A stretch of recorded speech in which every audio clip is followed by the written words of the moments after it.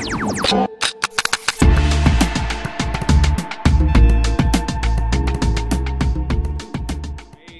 is on the, I don't know what he's doing. He's doing something. But so we wanted to invite Jeff and Andy to the show to not only just kick it and be themselves, but mainly to like just, let's go over this bike trip that you guys did across America. You went from SF to New York City in how many days? It was just under 3 months. I think it was 86 days total. Damn. Yeah.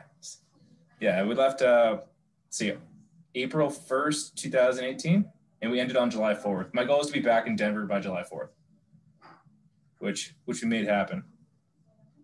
Was it, did you have to really pump it at the end to get that date, or were you guys able to stay on schedule and no, so we were cruising actually kind of the first half of the trip. We didn't know what the fuck to expect, like at all, you know? We both bike a lot. Like I bike a lot. Jeff bikes pretty good amount. He used to bike pretty much just for transportation and like the occasional fun ride. So we didn't really know like how far we could do in a day, like consistently day after day after day. So we set like a pretty chill goal. It was like 60 miles a day. And then if we do that, we'll hit it exactly on the number. Any overage miles, you know, like if we did 65 one day, then like we could take a 55 day, like in the future. So no, we ended up actually finishing. We ended up altering the route and adding about like 600 miles because we were finishing like too early and we already like, you know, we're already out. So why not use the entire time we allotted?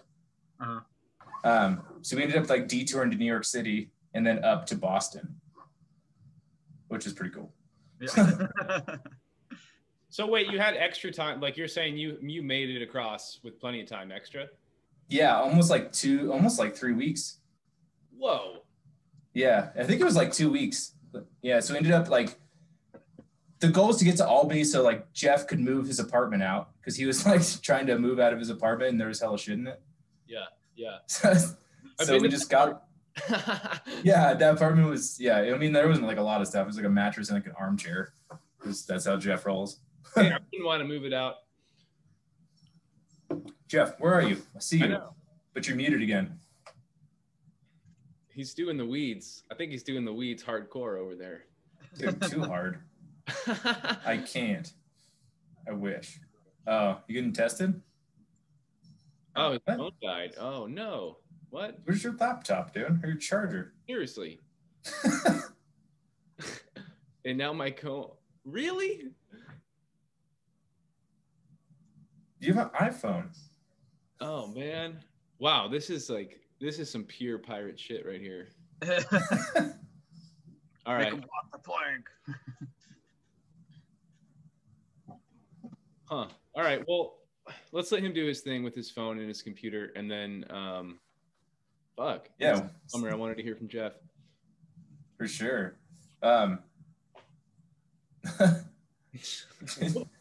Yeah, dude, I just sent you all these graphics cards. What are you talking about? You don't have a computer that works. Jeez. Anyway, where were we? Something about yeah, so we ended up like 2 weeks early, right? Getting to Albany, and then John Knox ended up meeting us, and we're like, he originally was going to try to go to Boston with us, and we're like, well, fuck it, we got like 2 weeks left. Like, let's just go straight to New York City. So I'd never been to New York City. I'd been once when I was a kid, but with my dad. He's like, yeah, dude, come out to New York City, like crash on my floor and hang out for a few days. So we ended up going straight there, and yeah, hanging out in New York City for like 3 or 4 days, and we were still ahead of schedule. So we just kind of meandered up the coast, like through all Connecticut and then all Rhode Island, and eventually into Mass. And then we were still a couple days early, so we detoured over to this brewery called Treehouse Brewery because it's some awesome IPAs that are well known. And hung out there for like a day, got rained out. So we just like sat in a hotel room trying to kill time. Got to Boston, hung out there for like another 4 days just because we had time. And yeah, by the end of the trip, it was pretty mellow. We were cruising like big miles, you know, towards the end, we were doing like, I say averaging like 80 to 90 miles a day. Wow. In the beginning, we were like struggling for like 50. So you think your endurance over the trip, you're easily doing double what you started? Yeah, I wouldn't say like easily. I mean, double when we started was like 100 a day. But yeah, I mean, it's like completely different terrain. He was saying on some of the downhill bombs that you guys are doing through the mountains. Yeah. Like Andy was down at the bottom for almost 30 minutes behind me because like I was riding my brakes so hard, just being, you know, just not as versed on my bike. Because I mean, some of those downhill pitches will put you at 50 miles an hour or plus, right? Yeah, in the very beginning, Jeff was like pretty timid on that kind of stuff. And I think I scared him one day. The very first day, our first big hill bomb was like, we got to the top of the Sierras, right? Up by Kirkwood. And then you're bombing down Highway 88, like into Nevada. And you're talking, it's not like a hill bomb, you know, it's like a fucking mountain range bomb. You're like a 25-mile bomb. Yeah, I mean, it's long and it's fast. It's like 10% grade for like easily like 5 or 6 miles. And then it's just chill downhill after that. But at the top, I was like, dude, don't ride your brakes too much. You got a lot of weight on your bike and you're a big dude. Like you can lose you get brake fade and your brakes will go out. You know, like pulse your brakes, let them cool down. And so he was like at the very top and he was just like, like the whole way, just because he wasn't super comfortable on his bike. And he's kind of like getting those bike skills. But yeah, there was probably one point I was waiting for. Yeah, he was literally spraying his water bottle on like his brake rotors because they heat up, you know? Yeah. And I was waiting at the bottom for probably like 10 minutes. But it's all good. I mean, 10 minutes is nothing. No. You waited definitely longer for me at the bottom of mountains, definitely when we've been snowboarding before, when I've just been or stuck or like had to dig myself out and it's like, where the fuck is J-Man? Yeah, that happens sometimes. You're like, dude, are they like fucking alive? Yeah. Yeah. So, I mean, yeah, so that's kind of how it all started, right? Like the whole thing was a long time ago where like, I started biking. The first time you kind of ride like 30 miles, you're like, okay, you know, like that's pretty far. Like I could probably do that again tomorrow. And you like do it again the next day and you're like, fuck, like I could probably ride that, you know, pretty much every day if I really wanted without it being like too painful. So then you like think about it one day and you're like, man, I wonder how far it is to get across California. And you look at it and you're like, damn, it's only like, you know, like 6 days. Like that's kind of cool. I could do that. You're like, fuck, how long did it take to get across the whole country? And you're like, 3 months. Like that's not that long. You know, it's a long time, but it's not crazy.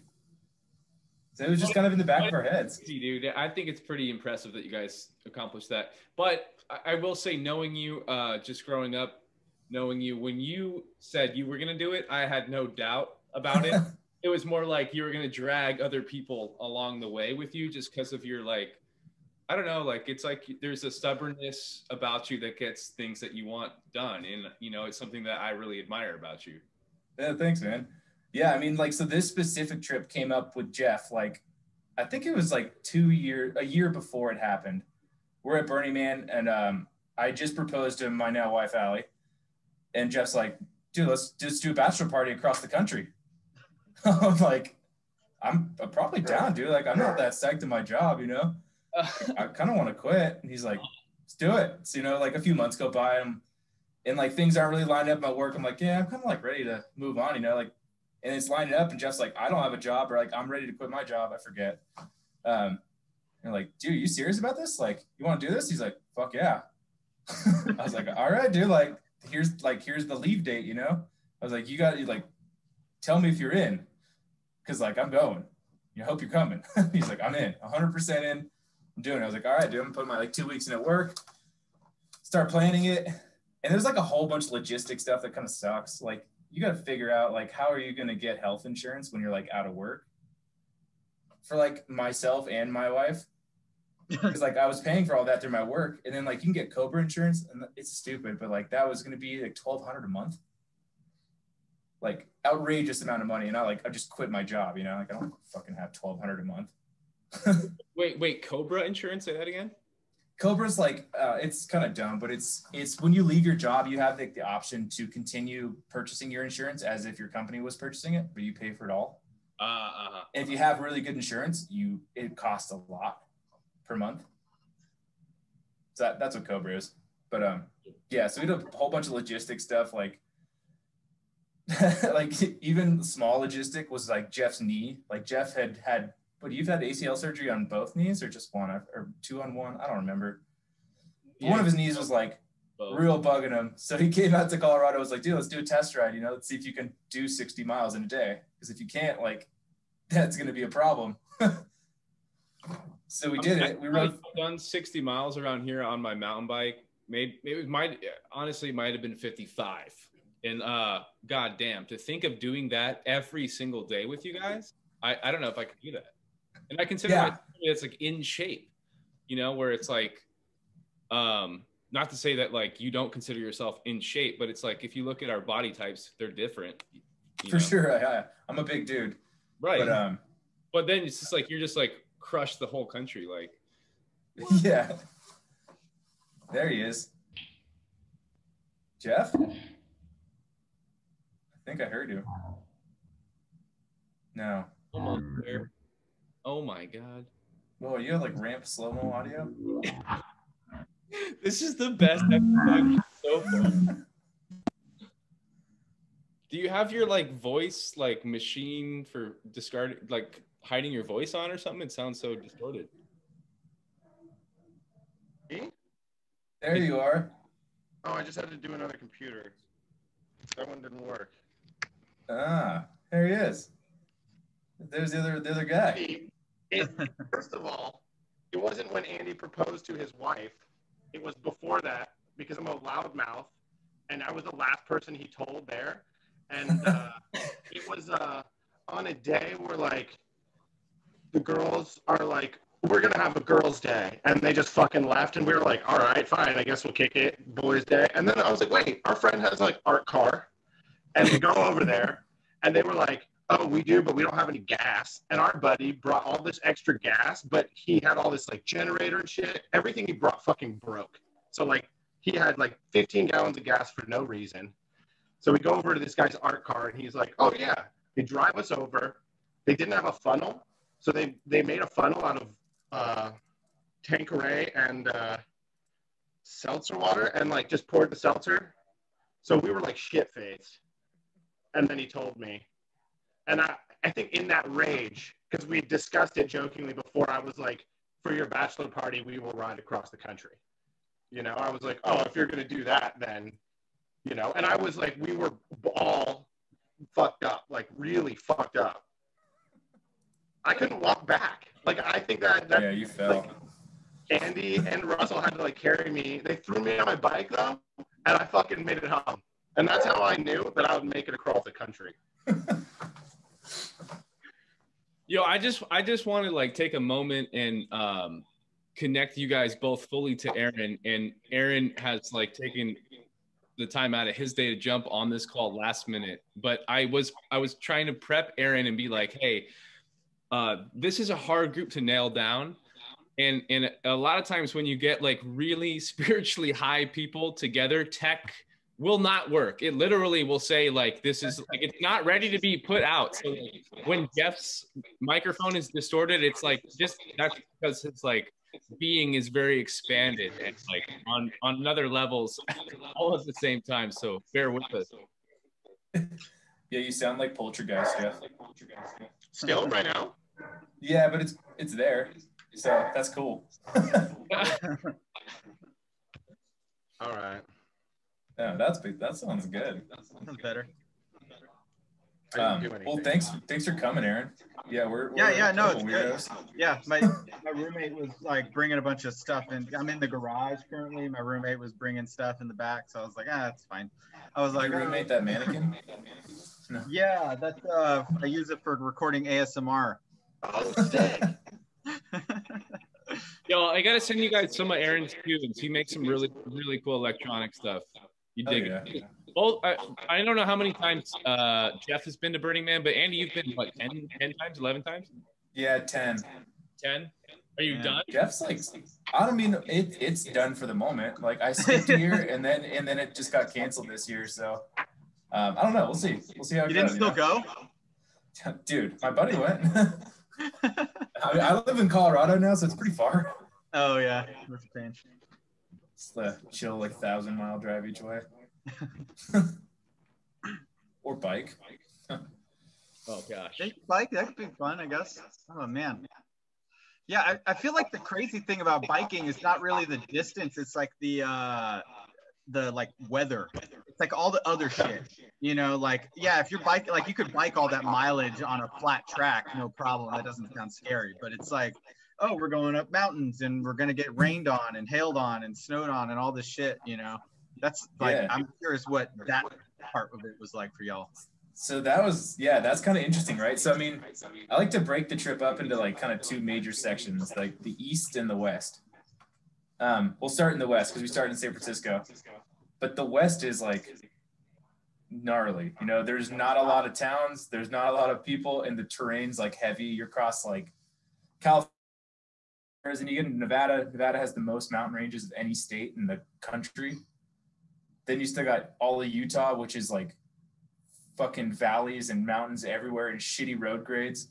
And then you get into Colorado, you still got to cross the Rockies. You eventually get up to like the highest point, which was Monarch Pass, right, Jeff? Monarch? Yeah, you get to Monarch, and like then you're like, all right, it's all downhill from here. So yeah, the West was gnarly. There's days you go 3 days without seeing any towns, riding 80 miles a day with like 6,000 to 7,000 feet of climbing. Hey, is it just me? Is this echoing right now on everybody else's? Yeah, I got an echo. Okay, cool. All right. Fuck.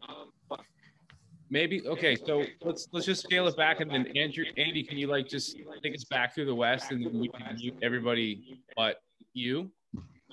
Yeah. Because I don't know, we've only done up to 3 people on the call, and this is definitely the most echo we've had. Yeah, I mean, everyone can like mute themselves until when they're ready to talk. I can just like, yeah. Okay. So, all right. So, where were we? All right. You tell me the West was the gnarliest. Yeah, Jeff, mute yourself unless you're gonna talk. All right. He's got headphones. Is that better? Oh, cool. Okay, so we're in the West, right? We leave San Francisco, and the West is like gnarly. The West is very mountainous, very remote, and like hot. There's not a lot of like shade. You kind of just get on, and you got to prepare for like the next few days, and that's kind of what we got right off the bat. Neither of us trained at all, other than like my normal bike rides that I would do, which are like 30, I don't know, probably like 60 miles a week or something. So we like right off the bat just get like slapped in the face. Our very first day out, we leave San Francisco and we have like a 50-mile day, which is supposed to be an easy day to like our campsite outside Davis. And we start riding to Davis and realize halfway there that we don't have any food for dinner. We didn't like pack any groceries or anything. And we look at the map and we just passed like 10 miles ago, like the last grocery store. No. So we're like, fuck. So we get to the campsite anyway. We're just like, all right, we're either going to go hungry or we're going to like figure something out. Maybe they'll have like a camp store, not with like fucking snacks. So we get there and there's nothing. And it's like starting to get dark. There's fucking peacocks everywhere, like literal peacocks. And it's mating season. And they're like making these like horrendous fucking peacock noises. And it's dark and there's like crazy spiders everywhere.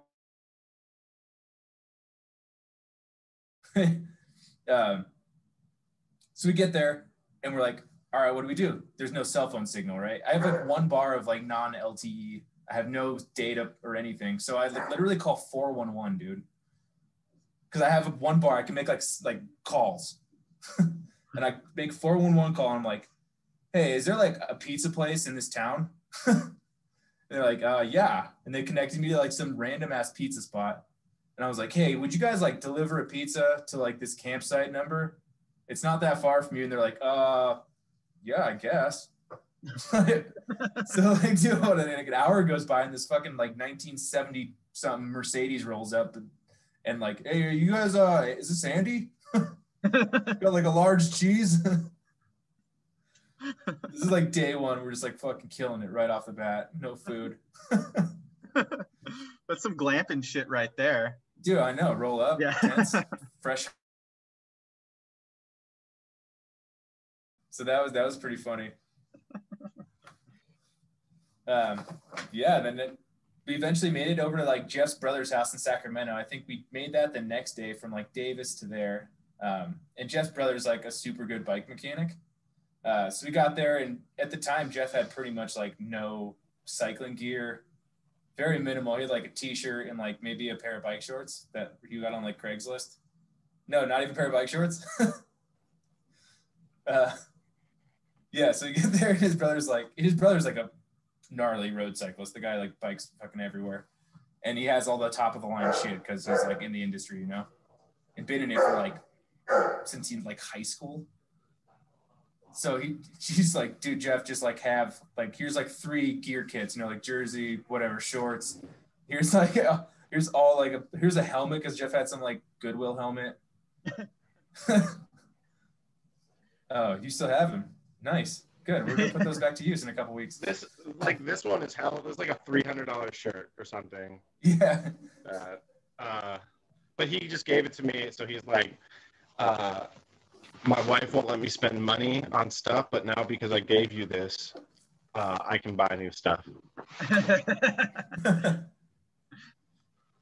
So yeah, that was like how Jeff came up on most of his gear, and then whatever was left, we just like went to REI that day and just like bought the minimum stuff he needed. And then did you guys meet like a third cat like along the way? There was like a third party that joined you guys. Yeah, so this is actually Corey. Yeah, this is actually the next day, right? So the day after we leave Jeff's house, we ride up to this house. I don't remember where, somewhere in the foothills of the Sierras. Pine Valley or something. That sounds right. It's they had an Amador Valley. Yeah, there's a website called Warm Showers, which is basically like a couch surfers just for cyclists. This like old lady's house and her husband, and they're like, yeah, we don't even bike, but my son biked across the country and he like used the site, so we put our house up on it. So we stayed at this lady's house, and she's like, oh, it's weird. I had some guy here last night. He had the coolest bike. And I was like, oh, that's cool. And she's like, I took a picture of it, right? She shows me a photo of it. And it's like the exact same bike I have. Like same year, same everything. I'm like, that's fucking weird. It's not a common bike. It's like a Colorado specific brand. And back when we did this a couple years ago, like gravel bikes weren't that popular. And this was a gravel bike. And I was like, damn, that's weird. I was like, gravel bike it's the only gravel bike that company makes. They only make mountain bikes besides that. So it's not like they're well known for it or anything. Yeah. Right? Yeah. So we're like, do you know where he's going? She's like, yeah, I think he's going to Boston. We're like, what the fuck? Like, dude, we're going to Boston. Like, who else is leaving one day before us going to Boston, you know? Like, can we get his number? So we call him, or Jeff calls him. And like, hey, man, do you want to like meet up and like split a hotel in Nevada? And he's like, yeah, whatever. You know, he's like, man, maybe we like all 3 roll out into like Nevada together. So we meet up with this dude in Fallon, Nevada. I think a day later, maybe 2 days later, we caught up to him. This dude rides fast. Get to the hotel, like, hey, like obviously it's you. You know, you got a bike and no car too. So we like hang out for a minute, and we go to get like some Vietnamese food. I think, right? What was it, pho? What?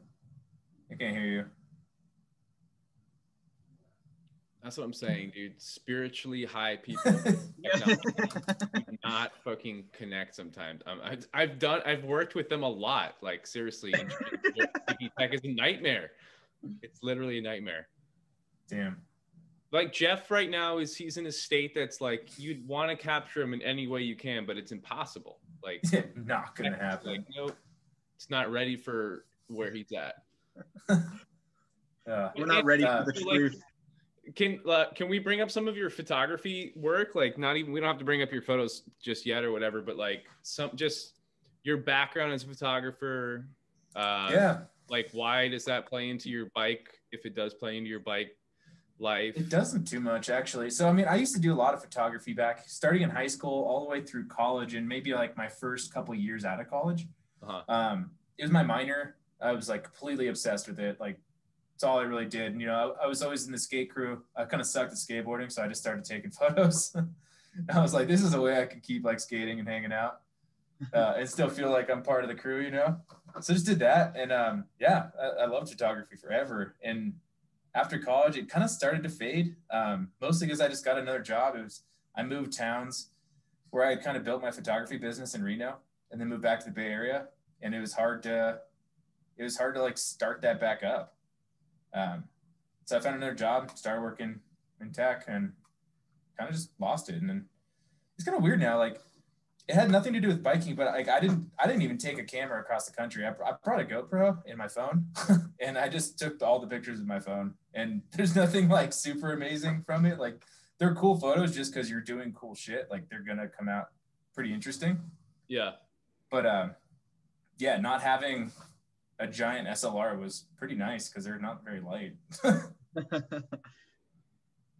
I didn't have to use my GoPro like, at all. Like you've made a like 100% professional career and separated your artwork from it completely. Yeah, I mean, I don't even take photos at all anymore. Like, I haven't picked up my camera in probably 2 years. Do you feel like that's like a craving that you have, or like there's a creative like inkling, or you have other outlets for it now? Yeah, for sure. I mean, like, I basically all that time I was making art, I've more just taken into being outside. Like, just either I got really into climbing for a long time. I'm still pretty into it. It's kind of hard with COVID, but yeah, or biking. Like, I just bike a lot, and now I got the house and, you know, the wife and the dog, so I got plenty of shit to keep me moving day to day, but not a whole lot of. Oh, sorry, looked like someone joined. It did, didn't it? Bonero. Oh, there he is. Dude, he's getting like multiple angles of himself. This is Is he gonna do a live performance? A second. So yeah, not too much photography in my life these days. Mostly just biking and climbing. Oh, there you are. I had to set up the interface. Oh, nice. That works. Dude, he's there. Just finally there. He's got an even better setup than any of us. Dude, yeah. Audio's all now. Yeah. Oh, this is ghetto. It's fine.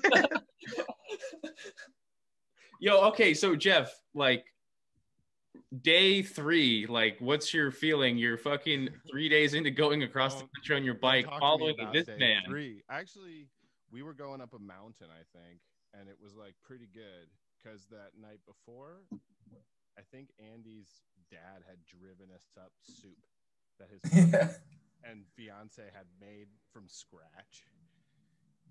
Because we were like a 3-hour drive away, and he's like a Harley dude, so he's like, it's a beautiful day, buzzing up, and with like some tall cans. We're camping behind this lodge. Can you turn your gain up at all on your mic? Yeah. How's that? Better. It's more the more the better. Okay. Okay, good. That's as loud as it's gonna go. You take it down like a touch from there. There we go. Check. That good? Yeah. All right, so we're camping behind this spot. His pop rolls up, and it felt good because we went up all day, and we were gonna crest over the next day. This was like one of our hardest days, given I think we rode 25 miles this day.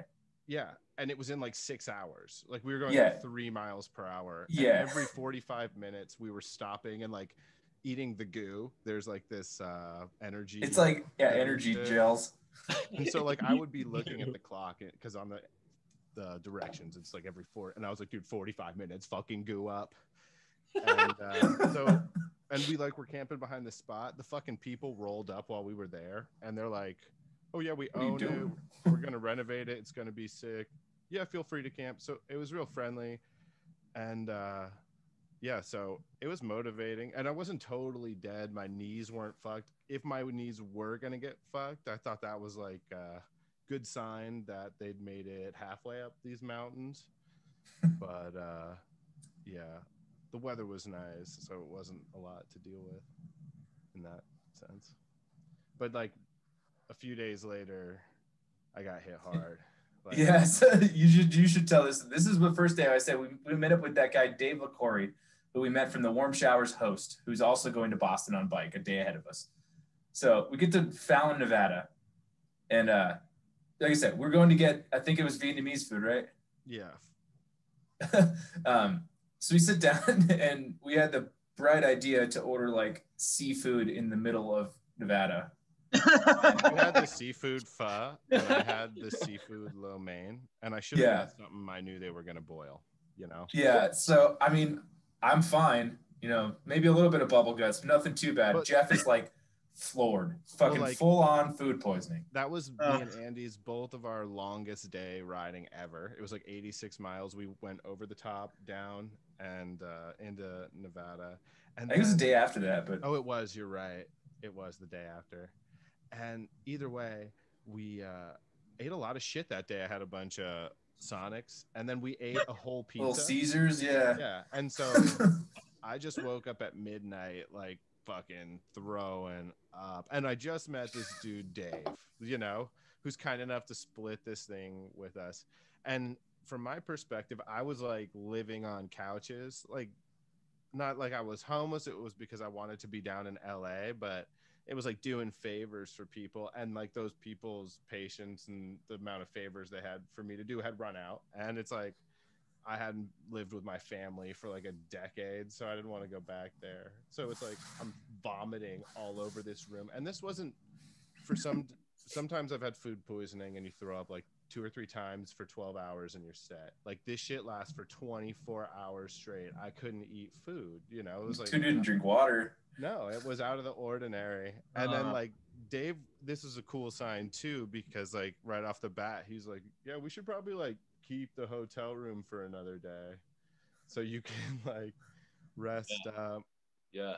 And that was the beginning of Nevada. Was like really miserable for me the first few days. So bad for like pretty much the whole time, dude. Yeah, I had it was very like trying, but I had like nowhere else to go. Like I had no home to go to. There was like some other couch I'm gonna stay on, or in my fucking tent with these guys tonight, you know. So it was like, might as well go into the desert. So what is it? So we keep going, right? So we take the full day off to let Jeff like fully recover. I mean, and even the start of the next day, he's like, I'm fucked. You know, like this sucks, but we got to go. So we got to go. So sure enough, he packs up his bike and he's like, guess we're going. And this is like the last big town for a while. I mean, like, I don't even know. What do you think, Jeff? Like 700 miles, 600 miles? Ely, Nevada, at least. Yeah. Or so like 350 miles? All across Nevada, you know? Like, so it's the border town between Utah and Nevada. That's like the next big town. And that by big town, it's like they have 3 restaurants. Yeah, 10,000 people maybe. Yeah. So the next day we like state for anyone who hasn't even just driven across Nevada, like it's big, dude. Almost in Cali, and it's like, oh hell no, you still gotta go across Nevada. Yeah, no, you're not even close. Dude, so we finally find our campsite. We promised Jeff a short day. It ended up being like a 70-mile day. Not short at all. And we found a pretty dope campsite, to be fair, like pretty sick, middle of nowhere, beautiful sky, you know. And like in the middle, I believe this is that night, Jeff. Didn't you lay down on your fucking pad? Starts blowing air in your face. No, that was the final time of that pad. But it went flat that day, didn't it? That was the first time that my REI sleeping pad, and let me put a plug here, like fuck REI sleeping pads. They have some products, but never buy, because we have another close friend, similar thing happened. But yeah. And it wasn't, I patched it and it worked for like 4 hours, enough for me to fall asleep and then to be woken up by like 20-degree earth in contact with your body. This is like first week of April, you know, April and like high desert. It gets cold in there. I mean, you're talking like definitely like at least upper 30s, probably more like upper 20s. So he's like on the cold, hard ground after not sleeping from vomiting the last 2 nights.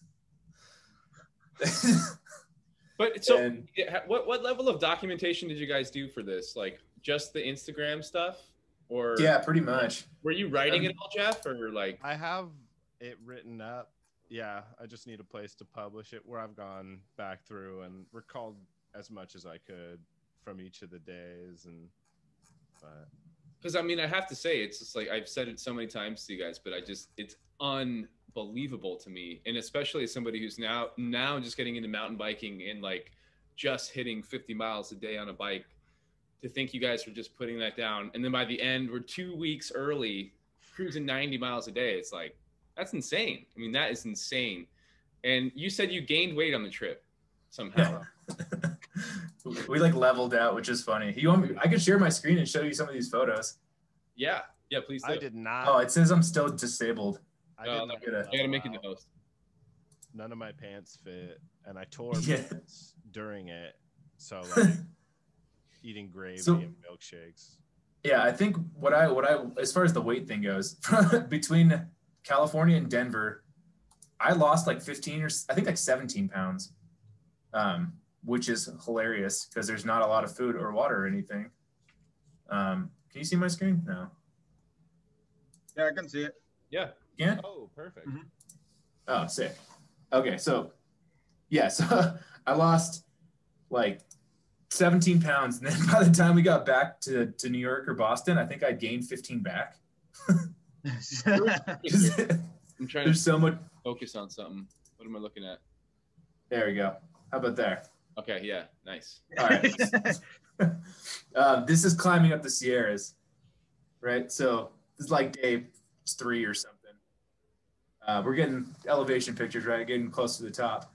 Yeah, yeah. And this is pretty much at the top now. And this is April in California? Yeah, it's like April 9th. There we go. It says at the top, actually. It was a pretty light snow year, which is we got lucky because we left pretty early as far as like bike tours go. Yeah. This is on Highway 80? 88. 88. Oh my goodness. What's the thing we passed? Swa? Kirkwood. Kirkwood. Is this Jeff right here? Or is that you? It's Jeff. So I'm pretty much all the photos are of Jeff because I did most of them and videos and stuff. Because he's the rock star. Yeah, exactly. He's the face of the group, you know. But yeah, we're cooking ramen noodles on the side of the highway. Oh, this is sick. That's so cool. Yeah. And this is the very, very top of the Sierras, which is pretty sick. Finally made it, like beat, and then ended up riding like another 40 miles downhill. What do you think about all this, Aaron? Is this anything you'd ever do, like a distance or an endurance type of challenge? Oh yeah, I mean, I love kind of like I've done some long bike rides, nothing like that, but because we had the Vipassana discussion yesterday, and it's like you got some serious nerve if you're going to sit through a Vipassana. So it's like, oh, yeah, here's food poisoning Jeff. Yeah. Yes. That's like real travel right there when you get sick. Yeah. Oh, but man. Yeah. Then Andy's day exploring Fallon while we had nothing else to do. I had missed my dog. Let's see. I think we're getting to that like cool campsite. This is still Jeff just riding in the middle of nowhere. All right. Go back to the dunes. Yeah, look at but the rigs that you guys are riding, like there's very little bags on there. I mean, it was like a 70-pound bike. Felt like a lot. 3 water bottles, 4 water bottles? I have 5 actually. That's the heaviest part. Yeah, for sure. The heaviest part is water. How much does this bike cost? I think my bike was like $2,500. But I tried to buy it. I didn't buy like the cheapest touring bike I could get. I tried to buy a bike that when I was done with this trip, like I would still really enjoy riding. Mm-hmm. Right, because I like riding my bike. $1,000 or something. That's pretty reasonable. Yeah, no, it's not that bad. I mean, the bags and stuff add a little bit more. Like, I think the bags are probably another like $400 maybe for me. Let's see if I can turn this thing. How much was your bike, Jeff?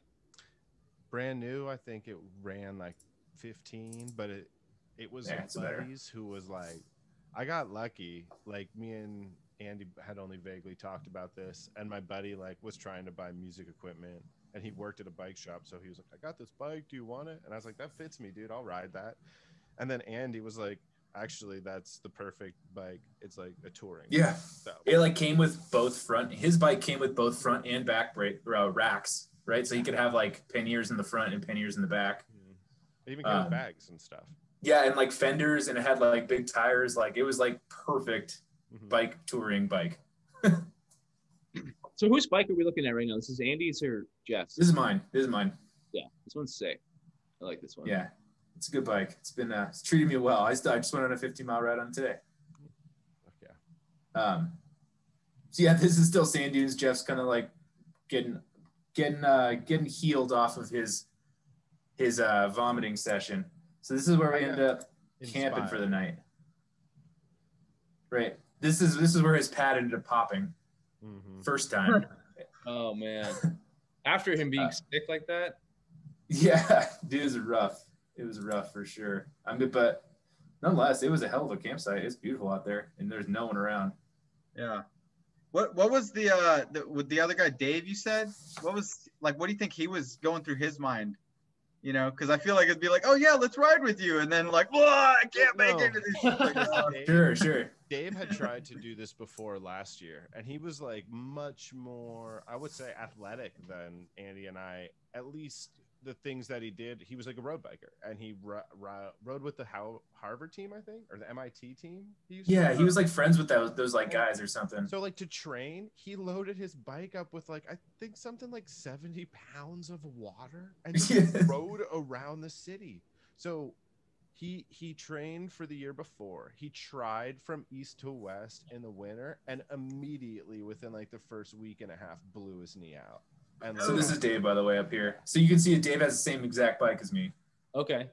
So wait, Right, he blew his knee out on the trip by himself? Yeah, so he was like mobbing through the rain in the White Mountains, which are in like Vermont. And this is the year before. Yeah, the year before. He was trying it, and he just like pushed himself, but he was going like 80 miles a day right off the bat every day uphill.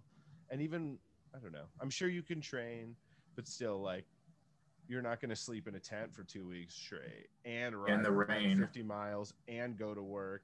Like, you know, you're not going to train in every way you can do it. And so I think that he, first of all, enjoyed having other people, or like wanted other people just to have that support if like shit happened, which it did. Like his spokes started breaking immediately, like through the Nevada desert, where like we're not going to have access to a bike shop for like 500 miles. His spokes started breaking? Oh my god. Because of the wind and whatnot. So you're gonna see like throughout all these pictures, I started trying to keep some consistency, and like I'd like these photos of like through my bars, because that's kind of what's fucking ahead of you all day, and what's what you're looking at all day. Yeah. So yeah, you'll see a lot of these kind of photos throughout this whole like series. So this was actually the heaviest my bike ever was. This is when we were going into like, I think it was like a 3-day stretch with no water. Oh man. It's a part of Utah that is the most. This is still Nevada. Really? But yeah, we're not quite there. The water one was in Utah. Yeah, this one's in Nevada, but there's another one with Utah, I'm sure. The farthest. So how did you guys know like you were gonna go up, you're about to hit a stretch where you're not gonna have water for 3 days? Dude, so a mutual friend of ours, Maxton. Oh yeah. Yeah. So a buddy from Omega worked at this thing called the Adventure Cycling Association. And Andy kind of like mentioned that we kind of want these maps. And I was looking at Maxton's Instagram, like, this dude works for him. So I hit him up, and these maps are nice. They're like a thick paper, and they have all this great. They tell you everything, dude. Like, like this section, like pick up water here. If you don't know where to camp, like ask the guy at the church. Yeah. Like, super detailed info for like specific for bike travel. Right. Very fun and interesting maps. Wait, so can you say the name of the map company again then? It was the Adventure Cycling Association? Yeah, ACA, the Adventure Cycling Association. Okay, cool. And they started, their basis was like a cross-country ride that was like a big group of people in like the 70s. But anyway, Maxton was like, yeah, I do work for him. I can get you these maps, you know, for a really great price. And so that was our push off. But Dave also brought like this whole next level to planning, like apps that had like, you know, like all trails and things similar that we may have heard of but didn't implement. Like this guy took us from like a nice straight like bike ride across the country, like up through dirt roads that would be like hard to find again. Yeah, Dave was like I like to plan things pretty well, but I don't get too crazy. This guy's like, all right, today we like, this is what's in the distance. This is going to be at 8,500 feet of climbing, blah, blah, blah. Can't do that in 2 days. We're going to need this. Like he was down to the T about everything coming up, which is really, it was kind of like a godsend, more than we would have expected. Like we probably would have made it fine, but it was nice to have that info. We would have made it, but we wouldn't have found things like Dave Hoy's fucking bug museum in the middle of Pine Valley, Utah. I was talking about this to someone just like these little things that are like the real gems of experience. At that same place, we found like 12 beers in the dumpster at the campsite. Probably 3 too, but we didn't care. You still drank them? It was definitely 3-2. We held on. We rode with them for like 60 miles, and then Oh my god, that a boys. That's the true pirate in you. Yar. Oh, great. I forgot what I was talking about. There was, right, there was a 3-day water, like you were going through Utah for 3 days and there would be no water or something. This was the Nevada one. I guess he's talking about your bike was just racked. Yeah, so at some point we thought we were going to need a shitload of water, and I just stocked up, right? So I have the 5 bottles on there that I normally carried every day, and then I added another 4 like liters. I think my bike was probably around like 95 or 100 pounds at this point. That's brutal. Well, you got to understand too that like sweet Andy was like well aware that like I wanted to be easy on my knee, so he and Dave at times were like, "Oh no, we're carrying the water. You know, like you can carry your stuff, but we got the reserves." So you wouldn't carry water, Jeff? Not that I wouldn't carry water, but if we needed like the extra 2 or 3 gallons, that can be like 10 to 20 pounds. And who knows if that could make or break the next few days for my knee. Because I don't know still don't know the threshold. I see. Can. Yeah, his knee was really timid, like towards the beginning of the trip. But like the first half, basically until Colorado, maybe even a little past, it was like every day. We were generally stopping because like his knee was starting to hurt and we didn't want to push it too far. Yeah. Right. Because we have a lot of that is listen to this that doesn't know Jeff. Like I know you've torn ACLs in both knees, and but you're also mentioning Dave having an injury on the knee. Did he have an ACL tear? Like, is that something that like is a big deal for people that want to get into cycling? Or no, he had some arthritis of some type, like acute arthritis from overworking. But a lot of the rehab was the same. So he had so much crucial information of being like, this is how you should be riding your bike, like 80 RPMs and trying to keep a lot of motion and stuff. These are the stretches. So it was nice to have someone who had been through the routine and was like, because Andy's been like lucky or like well coordinated enough in his sports that he's never had like he's never like fucking torn anything, broken bones. You've broken your arms before, right? Oh, so it's like he always had sympathy and like never like question if I was, but like Dave was like, I know we can do this about it because I've been through it, and that was helpful. Like crazy. I have like helpful insights to like, no, you should be able to push through it or you can't. Like I don't really have that stuff. Sorry, it looks like my Do you want us watching your screen still, Andy? I don't care. I mean, you could just pull up your Instagram too. Yeah, because you also made pedals just for the trip, right? Yeah. Let's see. Where's Insta? I forget. I don't even have it on my phone anymore. But it still exists. That's cool.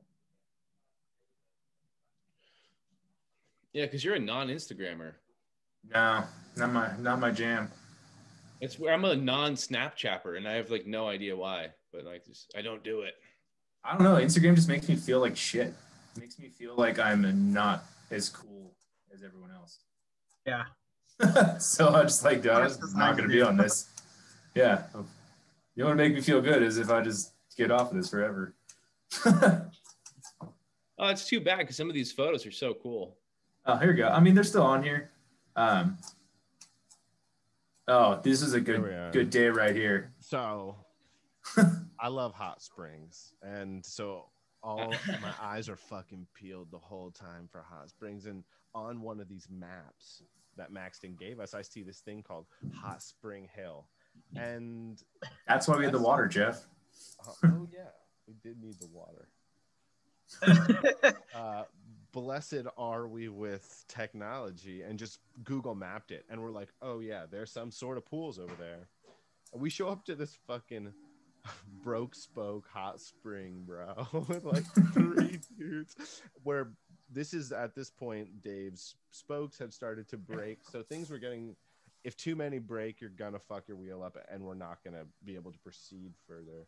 But luckily, Niner, the company, was gonna mail him the proper thing to a hotel that we're gonna stay at the night. They're overnighting a wheel from like Germany or some shit for him.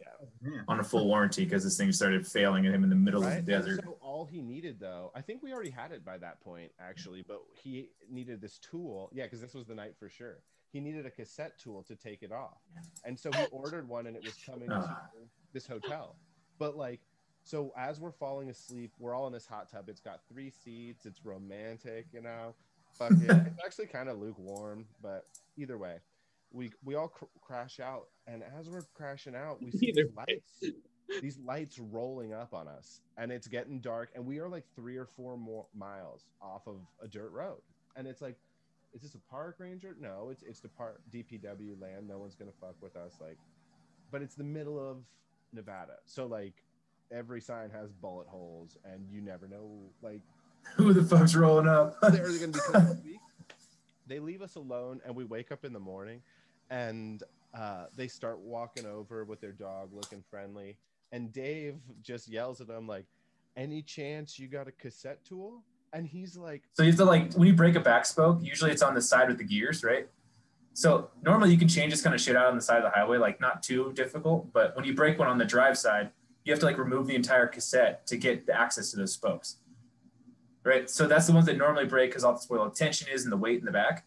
So that's what broke, like 3 spokes on his drive side. And he didn't have the tool to take off the cassette to repair them. You know, we're like, so every person we passed for the last 3 or 4 days, you've been asking like, hey, I know you don't have a bike or anything, but do you have a cassette tool?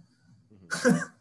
So sure enough, go ahead. Yeah, this dude's walking over with his dog, and he's like, Dave's like, do you have a cassette tool? And he's like, you asked the right person. Like, I have a whole bike shop. And this guy designed mountain bike frames where his wife did marketing for ski spots to try and get them to open to mountain bikes in the summer to like, you know.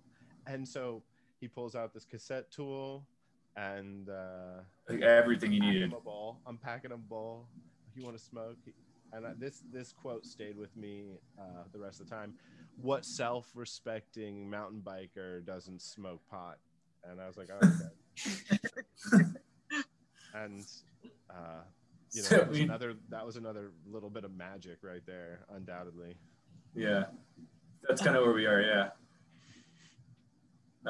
So I just gotta ask, does skateboarding have some sort of influence on a trip like this? Because like the level of like, why the fuck are you guys here right now? Right? There's no reason for you to be other than to be, whether it's riding your skateboard or like you're riding your bike across the country. It's like y'all are just doing your thing, and like most people think that shit, they don't think it's normal.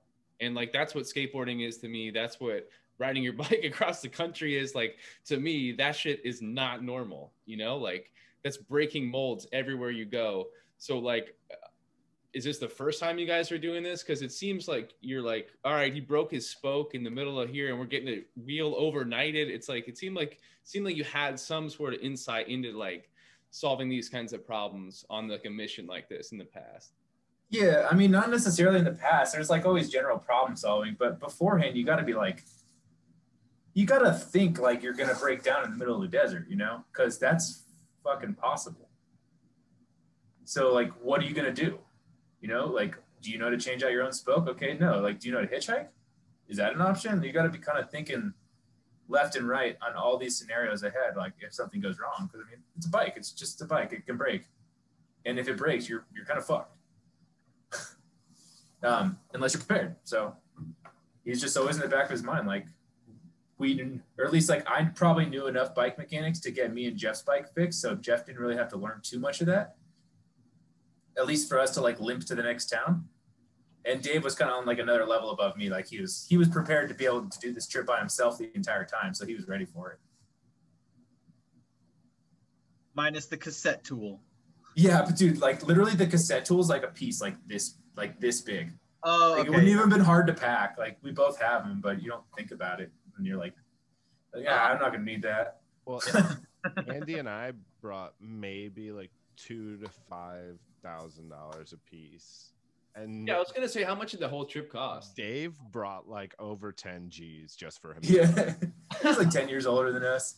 Yeah, he was So like. he's just like hitting the strip club every time you pull over. Dave was surprisingly square. Like, yeah. And Dude, and you're sure, like like, the opposite of a square, though. So like, for sure, no, but like that's what I'm saying is like, you know, when I say square, I'm talking like, you know, not at the skate park smoking weed, drinking beers, but hardcore still. Like, I'm riding bikes with the MIT cycling team, trying to go across the country by my fucking self, you know. yeah. So just so culturally different, but we all had these different things to vibe on. Like Andy and Dave both knew a lot about bikes, and people would be like, "Oh, what gear ratio are you riding?" And I was like, "I don't fucking know. Like, I don't Bike. Yeah. yeah, it rides and moves and changes most of the time." And then Dave was also like really vulgar and absurd, and so me and Dave could talk about like stupid, gross, weird shit for a really long time. And then everything in between, like sailing and I don't know. I mean, this guy was like weird enough to like, he literally like pissed on Jeff's foot. Like, probably like, I didn't want to bring it up, but I will now that you said it. And this is like the second day, our first day we're riding with him, is I go to take a piss on the side of the road. And we were joking about, I was like, pee through my legs or something. And he goes to like piss through my legs and it's just splashing like all over the back of my legs. And so I was like, That's pretty intimate, I gotta say. Yeah, I wait till the third date before I start peeing through. I was like, this is either some weird power move, dude. You know, like some like, animalistic, yeah, like you're my little bitch now, or just like, oops, I peed on you. This is hella silly, you know. And I think that it's just like, oops, I peed on you. It's hella silly. Yeah. That was, Dave he had some magical blend between me and Jeff that kept us very sane for like 2.5 months. Because, I mean, you can love anybody as much as you want, but being with them only for like 3 months straight, it's hard. You know, all hours of the day, every moment. At the end, it turns into being like animal noises and signs that you're like to each other, or just making like animal noises of the animals you see. Like, we had a speaker too. We had a speaker, like a Bluetooth one, and we were jamming until like the beginning of Nevada, and it literally fell off my bike. And we're like, I guess we don't have music now. Oh, so no soundtrack, no headphones for you guys? We had headphones, so I mean, we kind of pop them in and out if like the winds or anything got real bad. But for the most part, we were just listening to like wind. And for cars and shit, yeah, like cars. Like in Utah, you want to hear the RVs coming at you. You know. Oh, this is a funny one. If you don't know, goats will suck your fingers, like, and it feels really weird. So yeah, we're still in Nevada here. Jeff throwing up stickers on like every pass we go through. And yeah, these are kind of like average days you're riding towards the beginning, right? Like 60 miles, 2,000 feet. Is this Strava or what is this? Yeah, these are my Stravas. I did Strava every day. Almost. Pretty much every day. I like having all the data. I don't know. It's just fun to see later. Yes, I mean, it's kind of fun. Like you eventually like see all this landscape change. Like, oh man, the dirt's starting to get red, and you're like, oh wait, now I'm in Utah. Oh, this is a cool one too. Oh wow, look at this, dude. So I hitchhiked the day after this, I think, and even later. So fucking epic, dude. Yeah, dude. The dogs that were herding these sheep were pissed. Great Pyrenees. They wanted us too. They were like, "Get the fuck over here." But if you look closely on that, you'll see hearts painted in oil in Italian. Yeah, it's like right there. One of these guys, Dave was riding much further ahead of us, and we were just chilling back. And I think Dave may have been on the phone, but we see the sheep just running like directly at him, maybe going like as fast as it could go. Like looked like it was running like 25 miles per hour. And we're like, Dave, like trying to yell at him, like, Dave, like this fucking animal is bolting right at you. It will knock you off your bike. It'll probably destroy your bike and break some of your bones. And then it like cuts to the right before and like just runs off along down the finish line. But it was pretty. But I hitchhiked, and because the wind was bad, my knee was fucked up or whatever. And I was asking this local dude, like, what about these sheep with the heart? And he's like, those are the Oakleberries. They're like 5th generation sheep farmers. This guy was a like 3rd generation cattle farmer. Just some interesting cats out there. Yeah. So we're in Utah at this point? Yeah, so we just kind of crossed over to the Utah border. Wow. And starting to kind of make our way through Utah. So like you were saying earlier, Aaron, you're like, one of the things that would worry you is like weather, right? Like, yo, man, I'm going to be dreading through snow, sleet, and like you do. You rode through everything. I mean, we got snowed on like 5 inches one night. We rode in the snow. We rode in like heavy rain. We rode in opposite, like 99 degrees with 99% humidity. Like, my favorite day. Hard to pack for. I like still think about it. It was hailing, like just like all day, and it was like not like a really good day objectively, but like I look back on it as like my favorite day. Yeah. Was that the one you got ahead and your fingers started bleeding everywhere? And I didn't have any cold weather gear really, and so it was like 19 and like sleeting. And so I was like, I just have to go. I can't like wait. And I just like packed up and cut out in the morning. And it was a fucked up ride. Like there were like 10% grades we were riding up.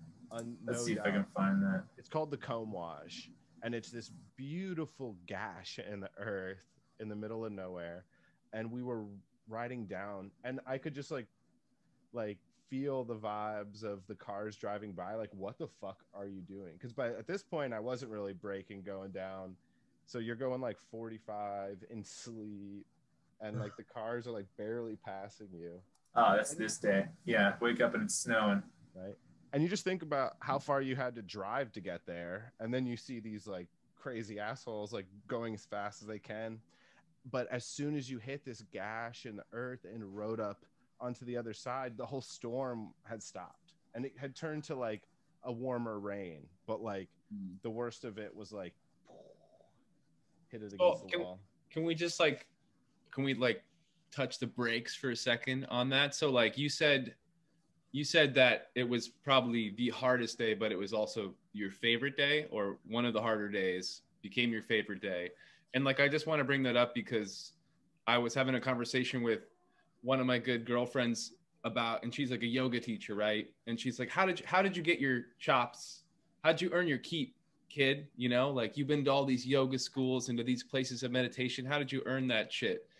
And like, when I really gave her the true answer, it was like, none of that really came from the yoga schools or the meditation. Like it came from like the hardest, darkest times in my life where I really needed to like learn some shit. And like by coming through my darkness and like the hardest times in my life, when I look back on it, are honestly the best times. Like I'm most grateful for the difficult times. So it's like, this is a high experience just to catch you on a moment, be like, this is one of the hardest days. And it was my favorite day. My fingers were bleeding. I'm like, why? You know, like why? And the best part is like, shouldn't the best part be the finish line? No, it's that Andy popped his tire right when he got into town. And so like, we didn't want to go any further. Like, fuck yeah, we're stopping, you know, like, it's over. So that was still the best part. Yeah, I slept bad. It was cold. I wanted to stop that day. Bad sleep would, everyone knew, like, if you got a bad night of sleep, you like, make sure this guy eats and he's drinking because like he's gonna be pissed in the morning. Yeah, don't drink too many beers because that's gonna really hinder something later. Yeah. All right, so yeah, we're in Utah. The dirt's getting red. Things are getting, yeah, that was the sheep. Right. So then you start getting into like southern Utah, and it starts like the landscape just starts to get like fucking epic, you know. At this point, we're kind of like heading towards Zion, and Zion was like probably one of the cooler stops in my opinion. One of my favorite. It's probably the best one. Yeah. Dude, just like badass hill bomb. This is just after we found those 3-2 beers in the dumpster. That is Yeah. And it's just like all downhill, you know. That little park. Is this the park we went through? Yeah, it was called Snow Canyon. Have you thought about doing something with all this, Andy? Like just like a 10-minute Vimeo thing or something? Yeah, 100%. I mean, that was the intention of me taking all those videos, was to do, I don't know, something just like a slideshow, or I don't know, something so I don't forget it all.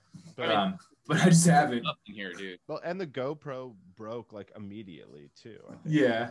Right. I mean, I still have all this kind of footage though. There's a lot of footage. That's for sure.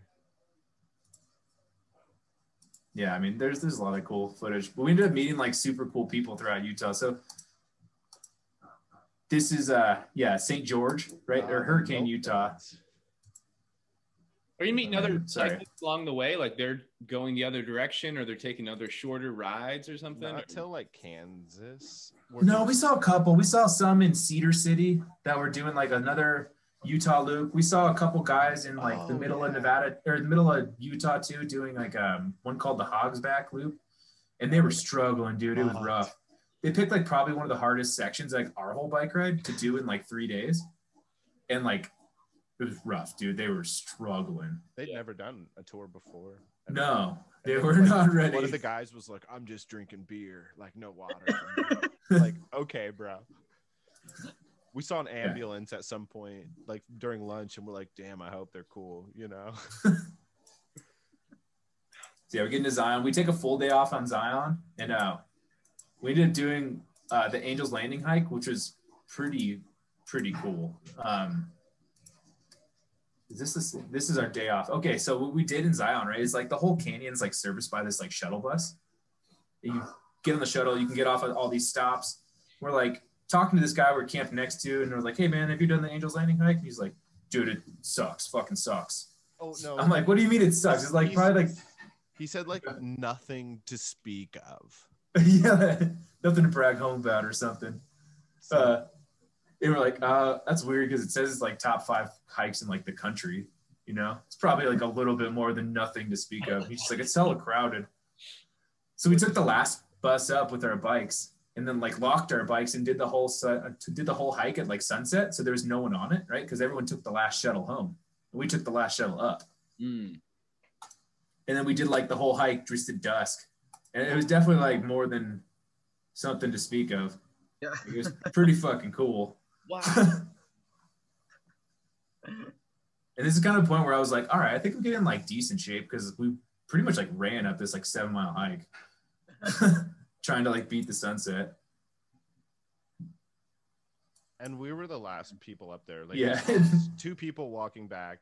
And the dude was complaining about the hike because you can like, you know, you're like 1,000 feet up and you have to hold this chain, similar to the Half Dome hike, I think. Yeah, it's kind of sketchy. Yeah. And so on the way back down, you know, we had like headlamps and our bike lights. Yeah. So we just did it all. And then at some point we just like stopped having any lights, and we're just hiking out in the dark. And then we heard a bunch of shit in the bushes and we turned it back on. Yeah, I got kind of scared. So if you're ever in there, if you're ever at Zion, do that. Bring a bike and then take the last one. This was 2018. 2018? Okay. Yeah. What was your like hotel to camping ratio per night? We think we'd sit in hotels maybe like 25% of the time. Not even. Wow. So like that would be. It's expensive. Yeah, that's only 3 months. I mean, that's what, 15 days out of 3 months. That's not very many. Yeah, that sounds about right. So let's see. We did a lot of the warm showers things. Yeah, just looking for warm showers and camping. Yeah, but I mean, towards the end of it, like camping was just a better option. Like we were trying to find RV parks, because RV parks usually have a couple tent spots and they have hot showers. Mm-hmm. So you pay like $15. We'd split it 3 ways, pay $5 a person, get a hot shower, and like sleep in our tents. Yeah. But the warm showers, like they're cool because they usually feed you and stuff too. But by the end, you're pretty sick of talking about the trip, and that's all they want to talk about. Yeah, yeah. And you're just like, I don't even want to do it today. Dude. I just want to go to sleep or like nod and go to a bar and drink a beer or something. Yeah. You're kind of like you're like playing reverse host mode. You're like, I'm hostee and I gotta like entertain you because you're giving me all the shit. Yeah, yeah. Which is cool. I mean, it has its place and it's awesome, but you get a little tired of it after like 3 months. Warm showers is just for cyclists, or is it for like runners too, or like supposedly just cyclists? Okay, cool. Well, that's a cool organization. Yeah, it's super cool. I bet you a runner could do it. I feel like they wouldn't be pissed. Like, what? You didn't bring a bike? You're just running across the country? Yeah, you suck. Yeah, that's boring, dude. Disgusting. Yeah. This is finger day, Jeff. Day 29. He says finger day because I like had a cut and I didn't realize, I thought my glove was really muddy. So I kept squeezing it out because it was like pouring rain. And I squeezing it out, and I was like, dude, it's so fucking muddy. Like, it won't stop. It was bleeding? I didn't find out that it was blood until like 2 or 3 hours into the ride that I'm just like squeezing blood out of. I found my gloves the other day. Yeah, it was like literally just dripping red. Right. And then so I got to a restaurant waiting for the boys to show up, and I had to like go into the bathroom and try and clean it out. Right there. So this is a pretty good like example. Like the text here just says like we're just getting into Colorado, I believe. We're not even in Colorado. No. So we did just cross into Colorado. We had done 80,000 feet of climbing up to that point. I think the entire trip was 120,000 feet of climbing. So like most of that was between Colorado and California. Wow, 80,000 feet that's impressive. Yeah, and that was like over 1,500 miles too. Wow. So yeah, got into Colorado finally. Colorado. Yeah, and I live here in Denver, so it's like that's kind of like my halfway point. And our goal was to like get to Denver, take like 2 or 3 days off, me to hang out with Allie, who had been like, Allie's been amazing, trying to let me leave for 3 months. And like just have her like stay at home and watch our brand new puppy. We basically got her a puppy because I was leaving. Right after y'all get engaged, yeah, and you're like, all right, peace. Yeah, plan the wedding later. That's another thing about Dave. I don't think we mentioned that Dave was also getting married in August around the same time, and he was meeting his fiance in Kansas City. Oh wow. Yeah, so a lot of similarities, which are really funny. Shout out to Allie for supporting you for all of your. I know, dude. But especially this one. Like, this was a big one, dude. She's a trooper. I mean, pretty much everyone was like full support. Parents, like her parents, everyone was as good as you could have ever wanted. That's dope. Like when I got back, my parents were like, "Yeah, I mean, like my coworkers are asking me every day, like, where's Andy? How far did he make it?" Well, so like some of this came out of like what? Like you quit your job for this, right? Like, yeah. Did you save your money to do it, or were you like, yep. This, you'd planned out to do this for a long time, or? Yeah, I mean, I have a little bit more, plan, but I had a little more financial responsibility than Jeff. Like I had rent here, and Allie was unemployed at the time too. So yeah, it wasn't like I could just go and kind of wing it off a couple grand. Like I had to plan, for me, it ended up being probably like a $20,000 trip because of like, I had to keep paying rent, and like Allie was spending her own money while she was living. So yeah, it was definitely like a savings account trip. Like we went into debt, and then I like had so much stuff planned after the trip was over. Like we just kept spending money and spending. But yeah, it was worth it. I'd like to thank Ethereum for financing. Ethereum. Yeah, I mean, Jeff, like, dude, you cashed out, like, by the end of the trip, you were cashing out your 401k because you were, like, low on cash. I did that, too, yeah. So, but I knew there was some, like, crypto, there was a crypto burst that gave you some incentive to leave your job or to do That's what happened initially is I quit my job because I, like, just, like, came up fat and was, like, I had paid my rent for a year with gains that I already made, so I, like, didn't have rent to pay. And God, working in an office just isn't good for me. And then it was like, I don't, Andy has incentive now, like, because he knows that I'm free. I got nothing to do, and I got free cash to do it, and I have no financial obligations. Yeah. So This is let's see. Another Go ahead. hot spring. I like how you described it as coming up back. That's I mean, right you there. all know, at least Aaron, Andy, and Jesse both know that in 2015, like, you could talk to me in March, and I was like evangelical about it. Like, I was, to people close to me, I would be like, you should buy crypto, and they're like, I don't think so, and I'd be like, here's $2,000, like, I'll give you some. yeah, like, just play with it and watch it, and then it was early enough that a lot of people saw, success, and then some people got totally fucked, but like, that's just part of the game. Yeah. Yeah, 2015 was like the golden age. That was, oh man. I bought Ether at $7, and I Oh sold shit. at Crypto now, Jeff? 1,400. What? Are you still holding some crypto now? I will hold Ether in my heart forever. Yeah, I got lucky again and bought in at 360. Nice. Yeah, and I want to get into that DeFi stuff, but we were actually mining Monero the whole time on the computer. Are you still doing that? Because it's pretty good. This is the computer, and I just use it to play video games now. It got too hard. It's a job. Like, you have to be a computer scientist constantly on the forefront, because it's almost like trading. Like, the firms that have a better connection to make faster transactions, and they get the money. So like, if you slip behind a little bit, you are at the end and you make nothing. Like, yeah, the big problem was like they kept changing the algorithm for mining Monero like I think it was like every 2 months or something, to stop it from being ASIC like mined.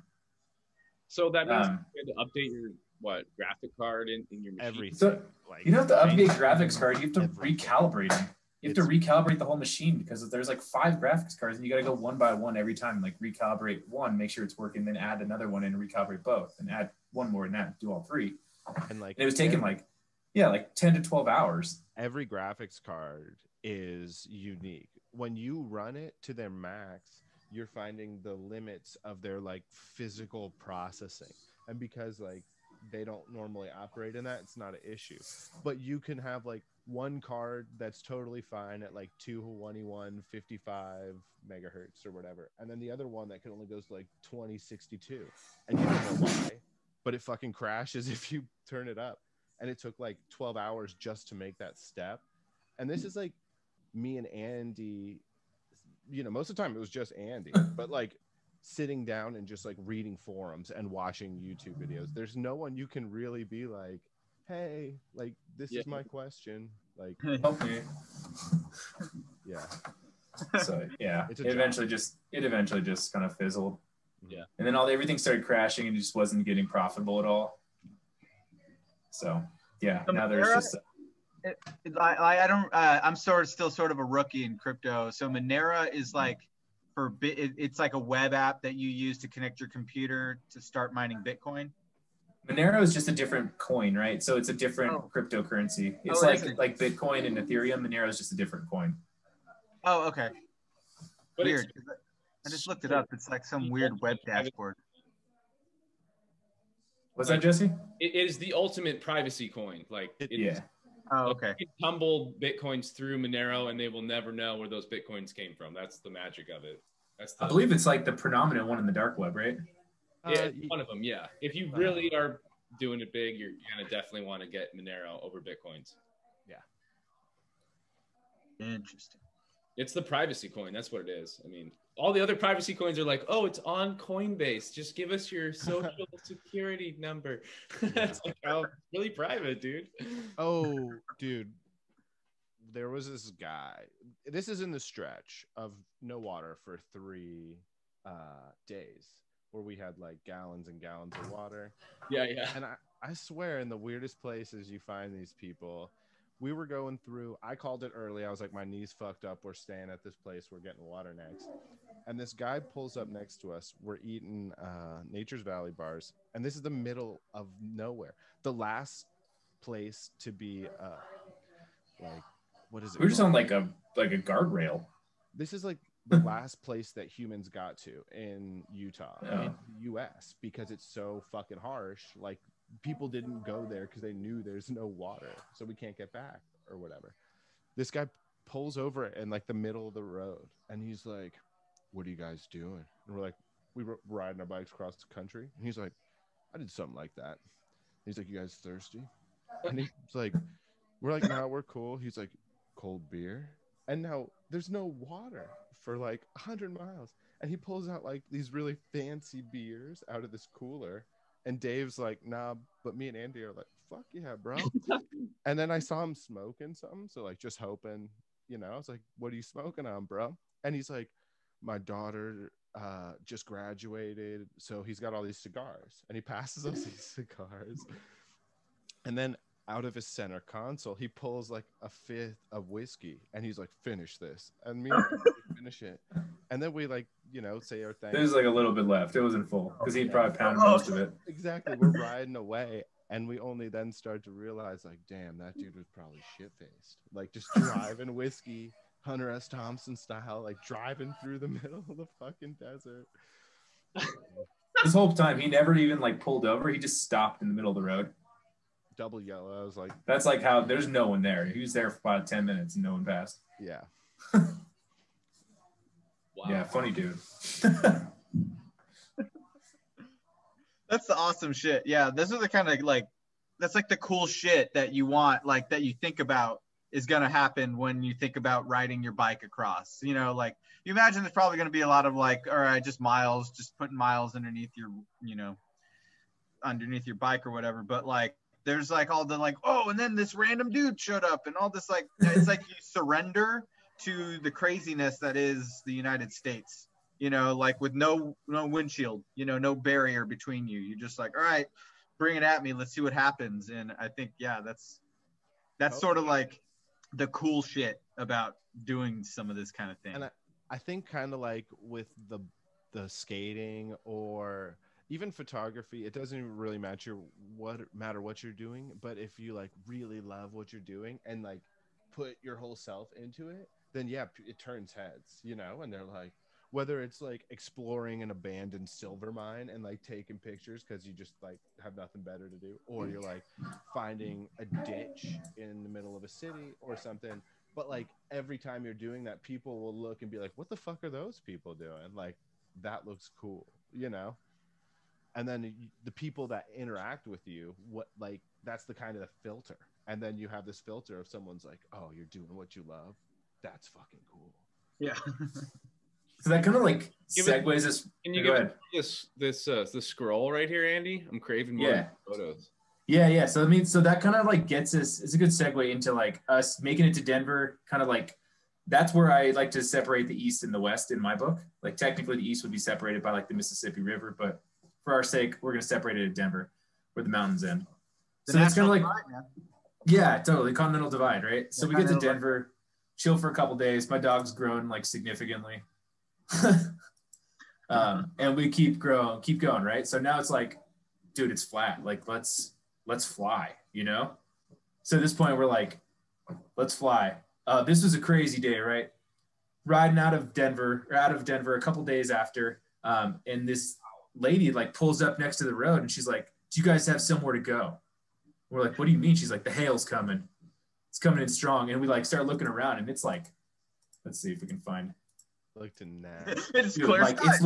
it's looking fucked. And right? Aaron, like you said before, like the weather was like one of the biggest worries, especially in the beginning, the snow and stuff. But by this point, I kind of thought we were cool until we rode through a part of this town, and I was like, this shit looks kind of like beat up and poor, like kind of gnarly.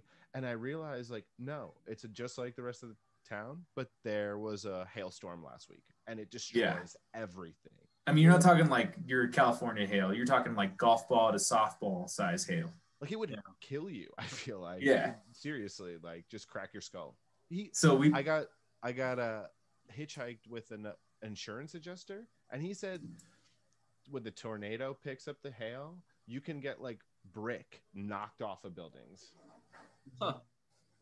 Wow. Yeah, it's crazy. So we were like, we gotta fucking go.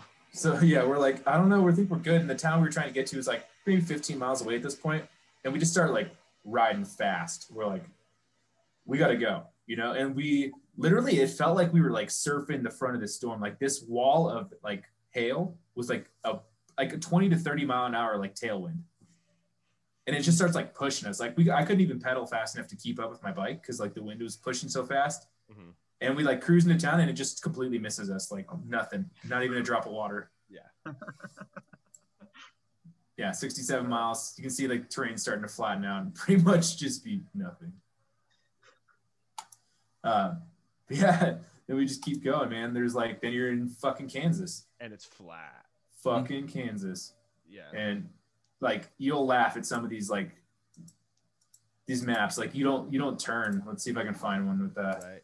We became familiar with the look of wind. sorghum, which is a very popular grain grown in America. Pool. Allie fucking Look at this day, though. clutch. 57 miles with no turns. One Wow. turn. Allie sent us care packages with like little nips and like snacks and shit. So that's like, we would show up and be like, yes, we have ice for like drinking cocktails, boys. I felt like I was following the Instagram when the trip was going on, but I felt like there was gaps of days where I wouldn't hear anything from you guys. Was that because there was no service, or was that because you weren't inspired to post, or? Yeah, I mean, so pretty much every day, I posted about every day. You'll see some of them will be like days 45 through 47 or something. But yeah, it's either I didn't have signal or like battery died or something. Oh, battery died. Yeah. This is the first of like many turtles. Oh, snake. Nice. Wow. Right. Some of the wildlife was like my favorite part. We saw giant golden eagles in Nevada, like the sheep, all sorts of interesting things. The wind is pretty rough in Kansas if you don't start early. Yeah. I mean, you'll just be fucking riding dead into that most of the day. It's pretty rough. And warm showers though is cool. Dude. Oh, this day. There There was like tornado warnings this day, and they were like, we asked, this is like a community center. We're like, it's very safe.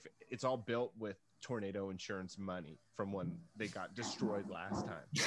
So there's tornadoes and they're closing up, and we're like, what do we do if there's a tornado? And they're like, oh, a mile down the road there's a hospital, just go there. I'm like, are you fucking kidding me? Like, I'm not riding my bike a mile through tornado weather. So like it locks open. So like so legit, if you open the weather app at this point, it would say like few tornadoes as the forecast. Yeah. But you're experiencing a tornado, right? Is that what you're saying? Not yet. So it just you can't see yeah. anything. I assume the sirens would go off. Okay. Yeah. And then So I would like go inside where they told me not to, and like go in the basement. Yeah. Yeah. Jay like taped off a door or like the lock so we could sneak in if we had to. Oh, so this is just like you knew you were in a high tornado threat area. That's like Tornado Correct. Alley. Like this day specifically was like, yeah, this day specifically was, there was a very good chance that we would have experienced the tornado. It didn't happen, but like the threat was high. We probably very would have high. driven to see one. Right. Yeah. Right. This is a place where I hitchhiked it my third time. And this was the first time where I didn't ride at all. And I was like, my knee's bothering me. It's not a big ride, so I'm just going to hitch it. It was nice out, maybe like 70s, because I had to sit in the sun. Yeah. I had this funny joke where I would like ask strangers for $20. And like this day, hitchhiking, someone offered me $20, but it was like, dude, I don't need your money. I need a ride. This semi truck pulls up. It's like, where are you going? I was like, Hoisenberg, or wherever we were headed next. And he's like, throw your bike on.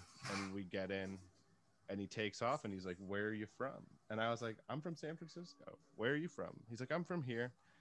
And this is white man's territory. And the whole fucking conversation is speckled with like, I'm like trying to be civil and like, how's the housing market? And he's like, Marquette, Kansas.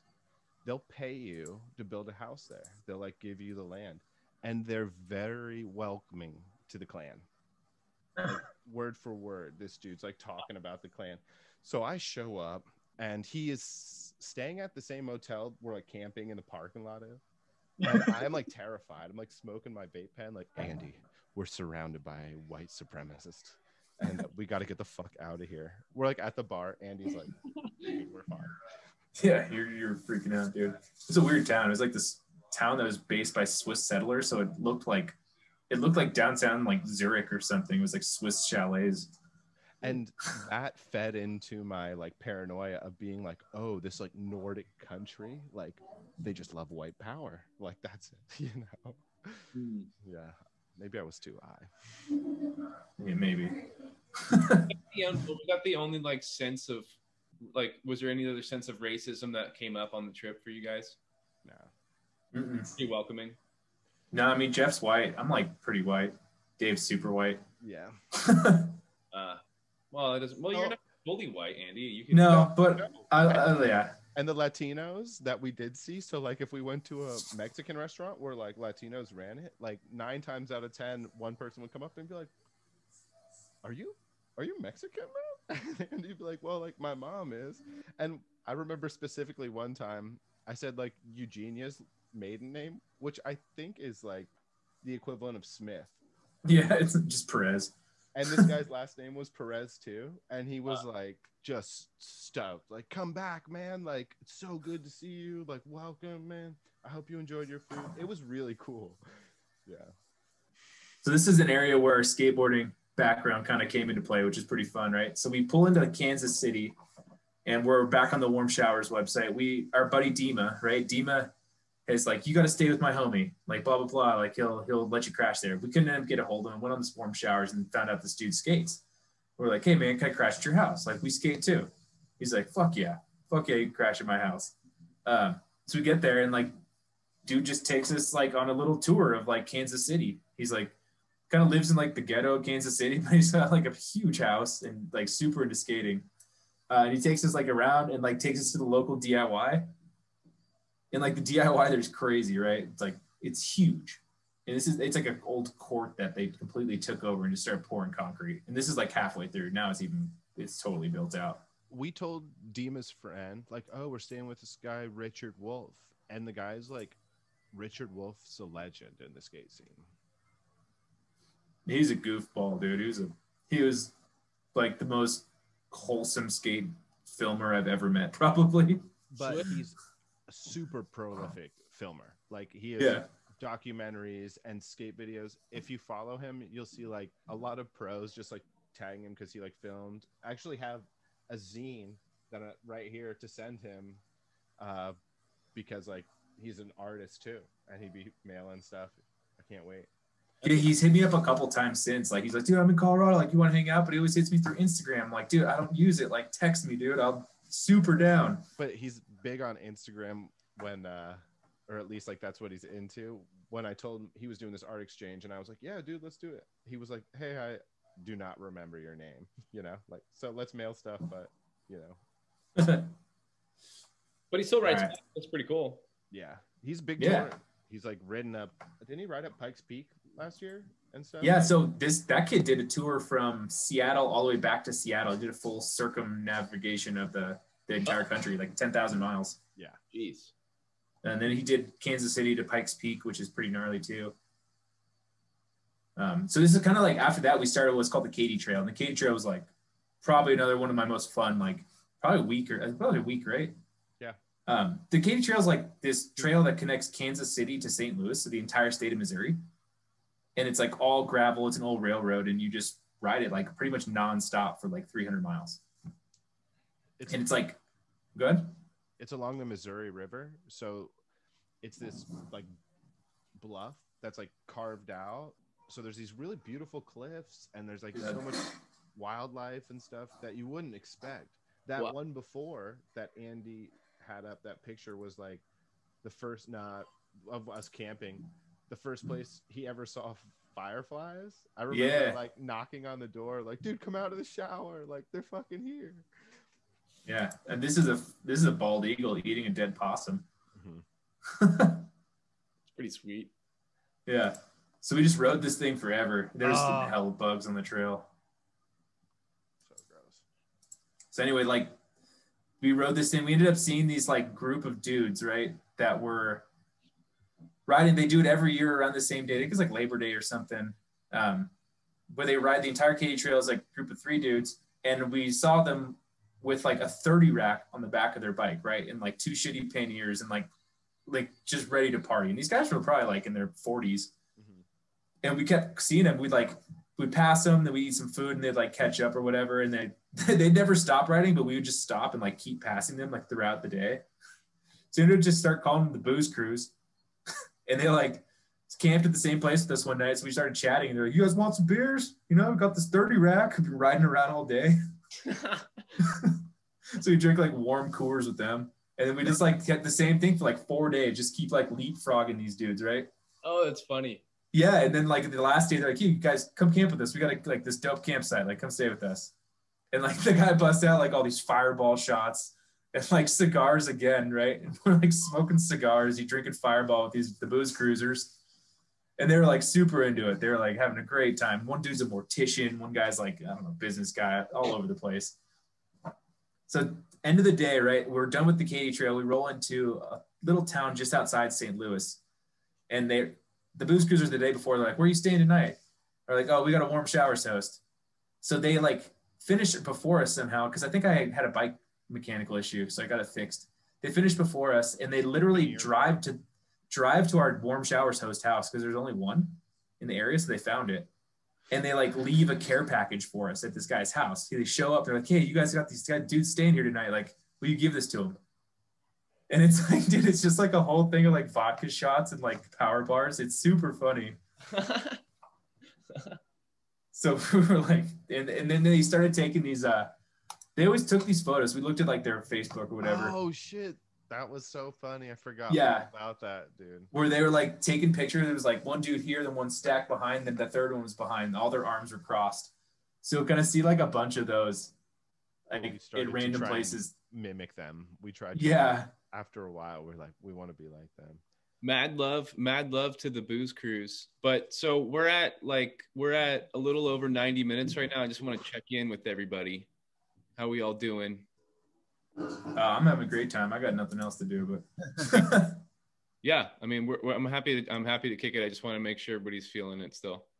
Yeah, I gotta get some. I mean, I can keep talking for a little bit. I gotta do some video editing in a little bit though. But yeah, we can keep going. Let's see if we can try to pound through this last part in like the next 30. How about that? Yeah, that'd be awesome. Let's do that. All right, so yeah, Booze Cruise killed it, and we kept rolling, right? So now we're St. Louis. This guy was crazy too. So now we're in the east, right? We start meeting like people. There's finally people. There's towns everywhere. There's food everywhere. There's water. No problems about like, you know, being comfortable. So we had a bike mechanical this day, and we're just riding down the road and like asked this dude like, "Hey, do you know where we can get like a hot breakfast?" And he's like, "Not anywhere close to here, you know." So this guy like sends us like down this road and tells us it's like 20 miles down the road or whatever. And we start going, and this car pulls up next to us and like almost like cuts us off, stops, like, "What's up, guys?" And it's like this dude again who just told us where this restaurant was. This is like 10 or 15 miles away. Like maybe 40 minutes of riding. He like cut us off at the pass where he knew we would hit the road because we were on a bike trail. Yeah. He's like waiting for us basically. And right. And he's like, "I got a proposal for you guys. For real, you did not miss this fool. Look at his t-shirt." Yeah, I know. Yeah, right. He's like, "I'm going to leave." He had a bike rack on the back of his car. He's like, "I'm going to leave the shitty bike I bought in the ditch over here. You guys put your nice bikes on the back of my car, and I'm going to drive you and I'm going to buy you breakfast." And we're like, okay. I was like, "We're going to REI too. Like, I need to get like my bike fixed." And he's like, "I'll drive you to REI." And he's like, "And then I'll take you on a little tour of St. Louis." And I'm like, "Dude, that sounds dope." He's like, "And I'll drop you off wherever you want." I was like, "Just drop us off like the St. Louis Arch, you know?" So literally we did that. Like, takes us to breakfast. We go to REI, then I realize I leave my sunglasses at the restaurant. He drives us all the way back. It's like 20 minutes, you know? Then back again, gives us like this little shitty tour of St. Louis. And then we just like get dropped off and on our way. Hit the beer factory. Yeah, then we stopped at Budweiser factory. Yeah, it was weird. Funny dude. He had like literally, there's Budweiser. How was the Budweiser factory? I just have to ask. Shitty. Free beer. That was funny too, dude. My dad like happened to look at like, cause I shared my location with him on my phone the whole trip. Yeah. He like looked at it when I was at the factory and he like texted us when we're sitting there. He's like, have a cold one for me, boys. On it. Yeah. So, I mean, after that, a whole bunch We also of lost Dave in Kansas City. He yeah. his wife and or his What- fiance and So kind he of didn't do the whole distance then. No, so get this. we'll get he to wasn't that. with us for the Katy Trail, but this motherfucker lit his rocket boosters and rode like 350 miles in like 3 days or something Dude, to he catch did. up to us. It was gnarly. And it was 850 in eight That's days. what it was like. 850 miles in 8 days? Yeah. Dude, to catch, he was like, we saw his straw because he left like 3 days after us, and we started riding fast. You know, we were doing like 90-mile days. We were all in shape at this point, and so was he. Yeah, he's like, we started seeing his Strava post. We're like, dude, you just put down 115 today, and like the next day And we had 120. 92 degrees out or something with like 80% humidity. But the Katy Trail is also like really easy. Yeah, no stoplights or anything. You just fly. Wow. But yeah, anyway, he caught up, and then we kept going with him like like a G. We're like, dude, the trio's back, you know. Right. There's Dave back again, right there. Back again. That town that What, Andy like- had the big chair. Oh, what? Or I was gonna say, like, what does a 90-mile day like feel like? Like, what's that kind of pace? Are you like, is it like you're pushing pretty fast to like keep going, or is it like? It's like you It's like- wake up at like 7:30 and you eat usually like a little snack, so like maybe a little burrito or like some First Power breakfast. Bars. Yeah, first breakfast. And you're living hobbit life now. So then you ride and you kind of plan to like 20 to 40 miles in, you'll probably want breakfast like really bad. And then so you'll eat 20 to 40 and then you'll do another like 20 to 40, and that's like lunchtime or like dinner time. And if you've done 40 both, you're at 80 and then you're set. And if not, you know, if you've done 60, you stop. Or a few times we rode into the night, but like riding at night on the Not highway many. you get run over by an Amish, you know, they don't use lights. Yeah. Dude, that was Book it. Dude, we were going up a hill one time in Amish country, and this Amish guy in a buggy was like passing us and looks over at Jeff and he says, ride a horse, it's a lot easier. And then like boogies off. Is this in like Pennsylvania? Yeah, so I think it's Ohio. No, we're not even in Ohio yet. Canal Fulton, Ohio. This is still Illinois, I think. Which was the worst state, just in general. Like I thought Indiana was the worst. Oh, sorry. I thought they were the same. Yeah. Yeah. So yeah, we'll kind of blast through some of this, and we'll get to Right. we'll get to Indiana because there's yeah. with General Ice. That was a good General dude. Ice was good. Oh, we're way further. Sorry.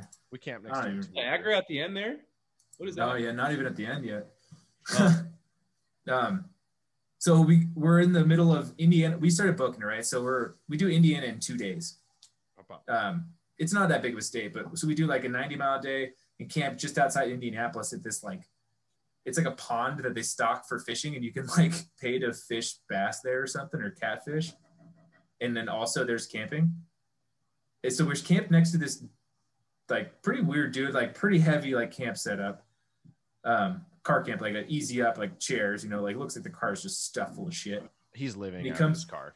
Yeah, and he's with like a young, probably like a 10-year-old girl, maybe not even that old, like 7 or 8, and like an older woman, like his wife or something. And then he comes over here like in his army fatigues, and he's like, this guy's probably like 65, 70, like older dude. He's like, you guys want to be careful there. Like, last people were living there was shooting up heroin. It's like, watch out for needles. So we're like, oh, sick. Like, this is going to be tight. Yeah, we got like thin mattresses and like a piece of canvas keeping us off the ground. So anyway, we like look for needles and like go about our day. And this guy like would not fuck off all day. You know, he keeps coming over. He's like, hey boys, I just want to tell you, blah, blah, and just like keep fucking chatting us. And he comes back over 5 minutes later and he like grilled up some of the catfish he caught from the lake, which I don't think you're supposed to eat that shit, dude. It's like a sport fishing lake. He like grilled it up and like brought us tartar sauce and shit to eat with it. And then he comes back like 10 minutes later again, just chopping it up, dude. And he's like, brings us these like MREs, which are like military meal ready to eats. It's like the food pouches. Mm-hmm. So anyway, by this time we're just like, dude, it's like 8 o'clock. We're like, I cannot fucking handle this dude anymore. So we just like go in our tents and basically like pretend like we're sleeping, right? We're just like on our phones or whatever. And they ended up staying up, like literally screaming until like 3 a.m, maybe all night. And like the little girl was just like running around laughing. No, they didn't sleep. Yeah. Because you referenced waking up at like 2 o'clock and they were still awake. And I woke up at like 4 or 6 in the morning and like it was obvious that they were on speed. Wait, switch it off your screen, Andy, just for a second here. Switch it off. Yeah.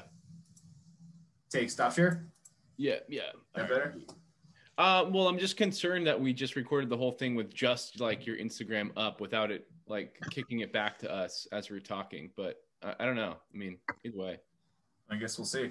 Yeah. You can also go back whenever you want. But I think if we went like this and you screen share as we go would be better. I think. Yeah, that works.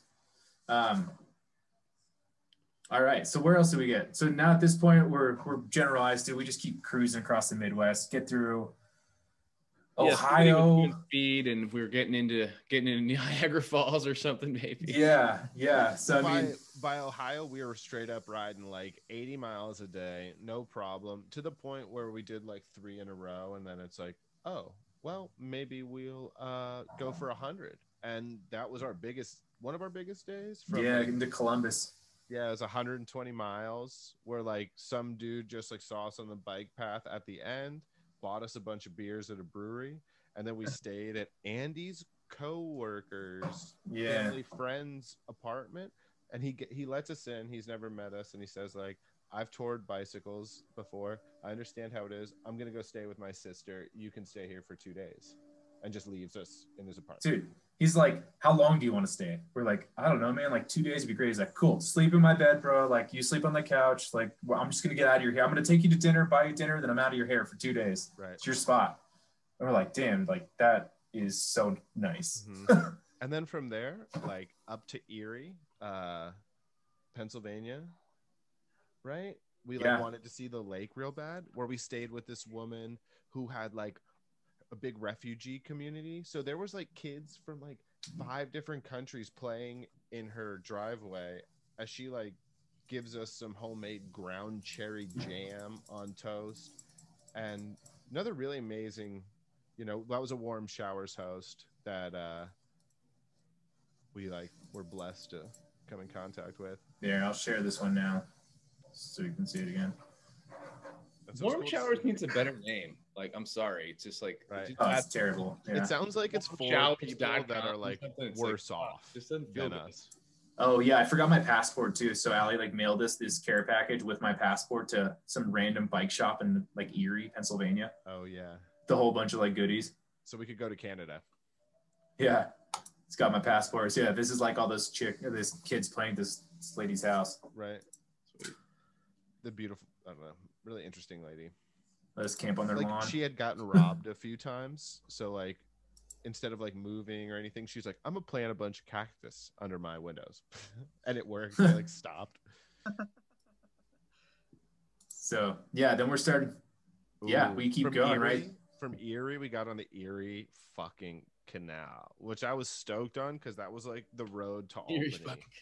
Yeah, with the Erie Towpath Canal. So that's like where donkeys used to pull the boats from the Erie Canal to the Hudson River.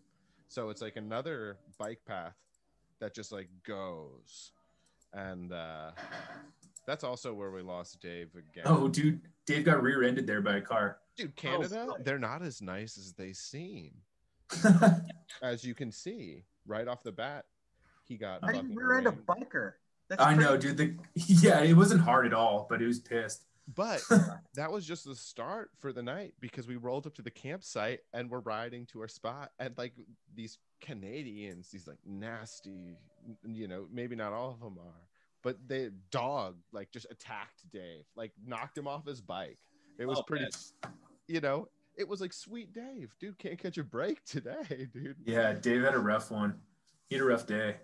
Oh yeah, so then basically we ride to Buffalo and we finally get in like Jeff, kind of somewhat familiar territory to Jeff, right? I had like, ridden the towpath around Albany, like 50 or 80 miles radius. and if you don't know what the towpath is, it's literally the Erie Canal, right? It goes from Buffalo to like New York City. Oh, It's like how they used to bring like cargo up that part of New York. They bring up the water. So there's like a bike path that goes the entire length of the entire thing. And it's like, what, another 300 miles or something? So we started riding this thing, and then, yeah, we started eating shitloads of food and just cruising. This is fast day, right? This is fast day, another 100-mile day we did. Oh, share the screen with us again. Oh, sorry. Yeah. So Jeff had seen, I showed him a picture of like this Olympic athlete's like thighs that was a cyclist, and he got very inspired to see like, hey, I'm riding a shitload. Like, let's see if I can ride that fast. So Jeff just started riding as fast as he could. I mean, we were probably pushing like 25, 30, probably like 25 miles an hour, like average, which is like super fast with an 80-pound bike. We're also riding on like river rock. Yeah, it was like just gravel paths. And we're just like flying, dude. And then this day, the like probably one of the like worst things happened to me. Jeff like rolled through dog shit. It went all the way around his tire and went straight into my mouth. Oh, for real? Yeah, I like threw my bike down, was like squeezing all the water I could in my mouth, dude. It was so bad. Wow, that's bad. I watched it go around his tire like twice, and I was like, "What is that?" And he just like, so yeah. Fast forward, flying through New York, 119-mile day, right? On the towpath, and landed in Schenectady where Jeff's apartment was. And this is basically what was there. Just a mattress and like a chair. Cleaned it out, and then met John Knox there. John Knox joined the group. We had lost Dave at this point. We lost him in Rochester, New York. He decided to split off and go up to Boston directly instead of going to New York with us. He wanted to go through the mountains, like where he failed before. He's like, I will conquer thee. And he did. Made it. Yeah. Oh, that's John? Yeah, that's your last guest, John Knox. Yeah. Oh, yeah.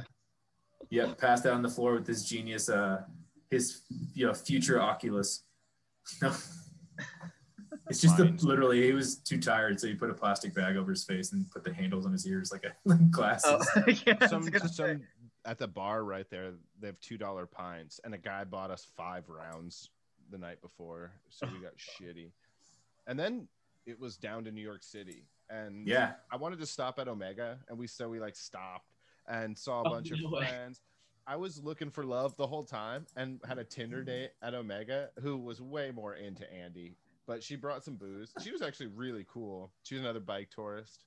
And then we like camped at a sick spot on the Hudson that they call the Hellhole. Yeah, the hell. I think that's right. It's just up a few days. Oh yeah, I know where the Hellhole is. Yeah.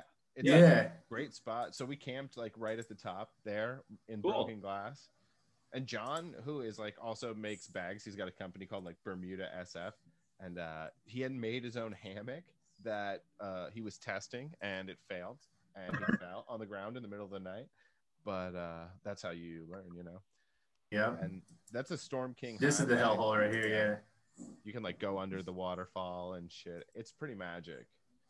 And you camp there. And then it was like into New York City.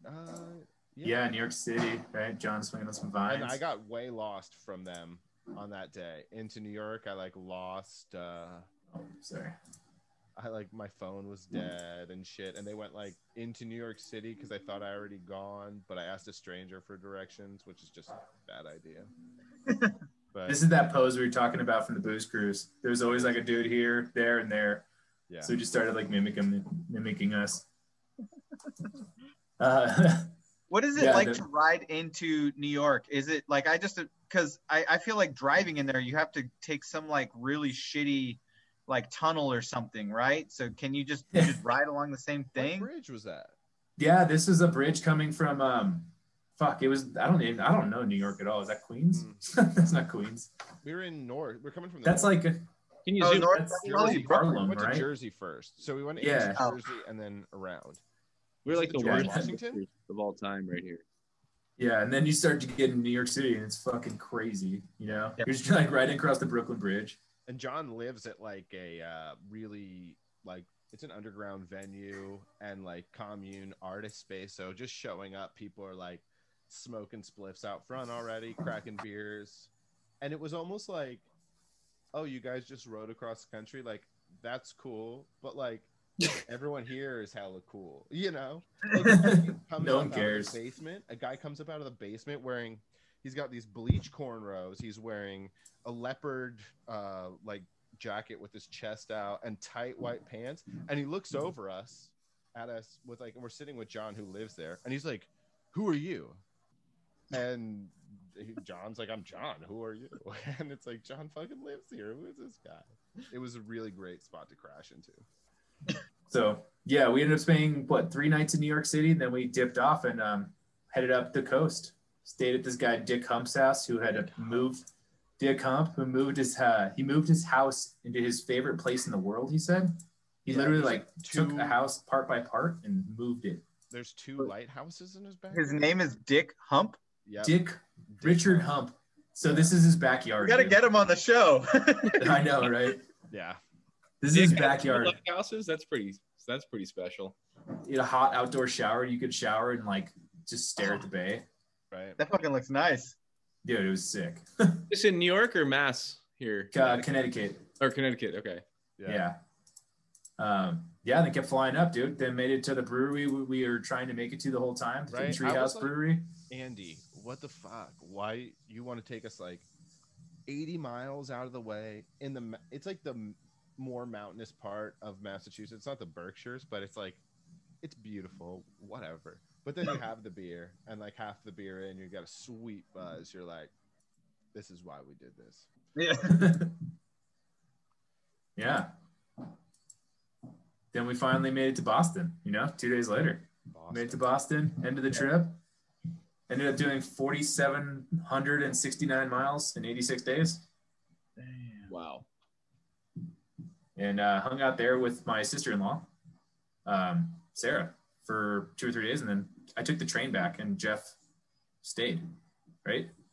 Yeah, I stayed for like 10 days because I was a groomsman at John's wedding, our buddy. Because I told him, I was like, he's like, Jeff, I'm getting married. I was like, okay, I'll see you there. I'm going to ride my bike from San Francisco. And then we did the wedding, and I think I moved in. Wait, so I saw you at John's wedding, and it must have been like you had just finished the ride right then. Those 10 days were like that was fun time. Just like meeting all John's friends and like exploring Boston and shit. It was a lot of fun. But so like, I mean, I've heard whispers, but like, is the next trip actually going down from San Diego to Mexico? Is that for real?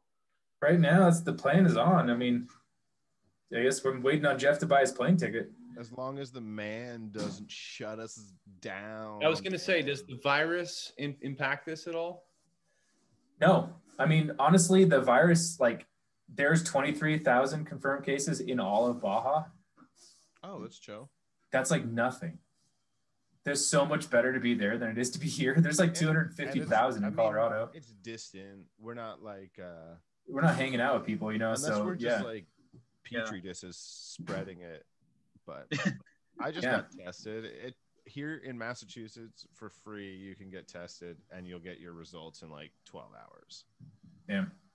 So yeah, right now the plan's on. I've been getting my bike ready. We're supposed to leave on Christmas Day. I told my brother that he has to fix it my bike. Yeah. So you're gonna leave from San Diego Christmas Day? Yeah. Well, we're driving I'm picking Jeff up in Sacramento. I'm renting a car and we're driving to San Diego, crash the night, and then leave on the 26th morning. Try to get 50, 60 miles past Tijuana. And then before we get off this call, Andy, like, because you've been so informative and shared so much with us in like we could probably go another 2 hours here, but like, dude, what the fuck is pushing you to do all this? Like, where? I don't know, dude. Just like it. But when you get back from that trip, you have like this sense of like nothing I'm doing means anything. for me at least, it's like that was probably the most like impactful thing I've done in my life. So everything you do after that, you go to work every day, you're like, this fucking sucks, you know? Like, what did I do today? I fucking push buttons all day. So you just have that in your head forever, and you're like, I want to do it again. And I love riding bikes, you know, like those are like the memories you like think about often. So why not just keep them going? All the fucking people that you meet, you know, it's a constant reaffirmation that like the world is a good place and like humans inherently care about each other. It's just like obvious. Yeah, in Baja's one, I love Baja. I've been wanting to do like a van trip down there forever, and it makes sense to bike it. It's like real simple directions. Time off from like work is a big one, right? I don't want to quit my job again. So like, how could I get 3 weeks off? And it's like Christmas. Okay, well, Christmas, that X's out anything north of like Arizona as far as touring for weather, right? So like, got to go south. And Baja is like perfect. Like, it'd be fucking 80 degrees every day, like mild weather. So yeah, that's supposed to be like, I think it'll be between 1,000 and 1,200 miles, and we're gonna do it in like 3 weeks, hopefully. Wow. Yeah, You're a beast. I'm excited. I'm excited to get back on the bike, and I'm out of shape, so it'll be fun. But you'll have all that mountain, you're all like acclimated, so that'll help you out for a few days. Yeah, the altitude will help. I've been mountain biking a bunch, and yeah, just not too, it's different though. Like I don't have like the long hours on the bike anymore. Just like the really tough hour and a half. I would really like to see like some sort of compiled piece from you of, you know, just of the trip. I mean, you have so much good stuff, even just on that Instagram page. And I mean, if you wanted to collab or anything, please let me know. I'd be happy to see that through. It's such a good story, dude. Especially if you be like the first of like, you know, many of these rides you're about to like start stacking up over the years. I mean, who knows? But yeah, I mean, hopefully Jeff's trying to put out a book on it or something. He's been writing something about it every day. Typed up, at least in New York, which to me is fine. But just looking for a medium to put it out on. Do I want to make a website and do it, or print something out? I don't know. Yeah, one of these days I'll get to it. Oh wait, you guys got to see this neighborhood cat that just like comes in the house. the hood cat. Yo, this was an epic deep dive on the ride, you guys. I mean, we could do a deep dive on just Andy and your travels at Burning Man, and Wally Bear and his adventures of being a crypto millionaire at 30. but had like, it all and lost it all in an hour. I know. Yeah, no, this was like such an epic episode. Seriously. Are you still handing out ETH? Are you still yeah. ETH for every listener? Sure. Make it rain, Jeff. Well, thanks for having us. I'm excited to do It was it. a lot of fun. Let's do another one when you guys get back from Baja. We'll do another dive on that. Especially it'll be fresh in y'all's minds. So I think that'll be a fun one too. Oh yeah. Pleasure to meet you, Aaron. Yeah, you nice too, to man. meet you guys too.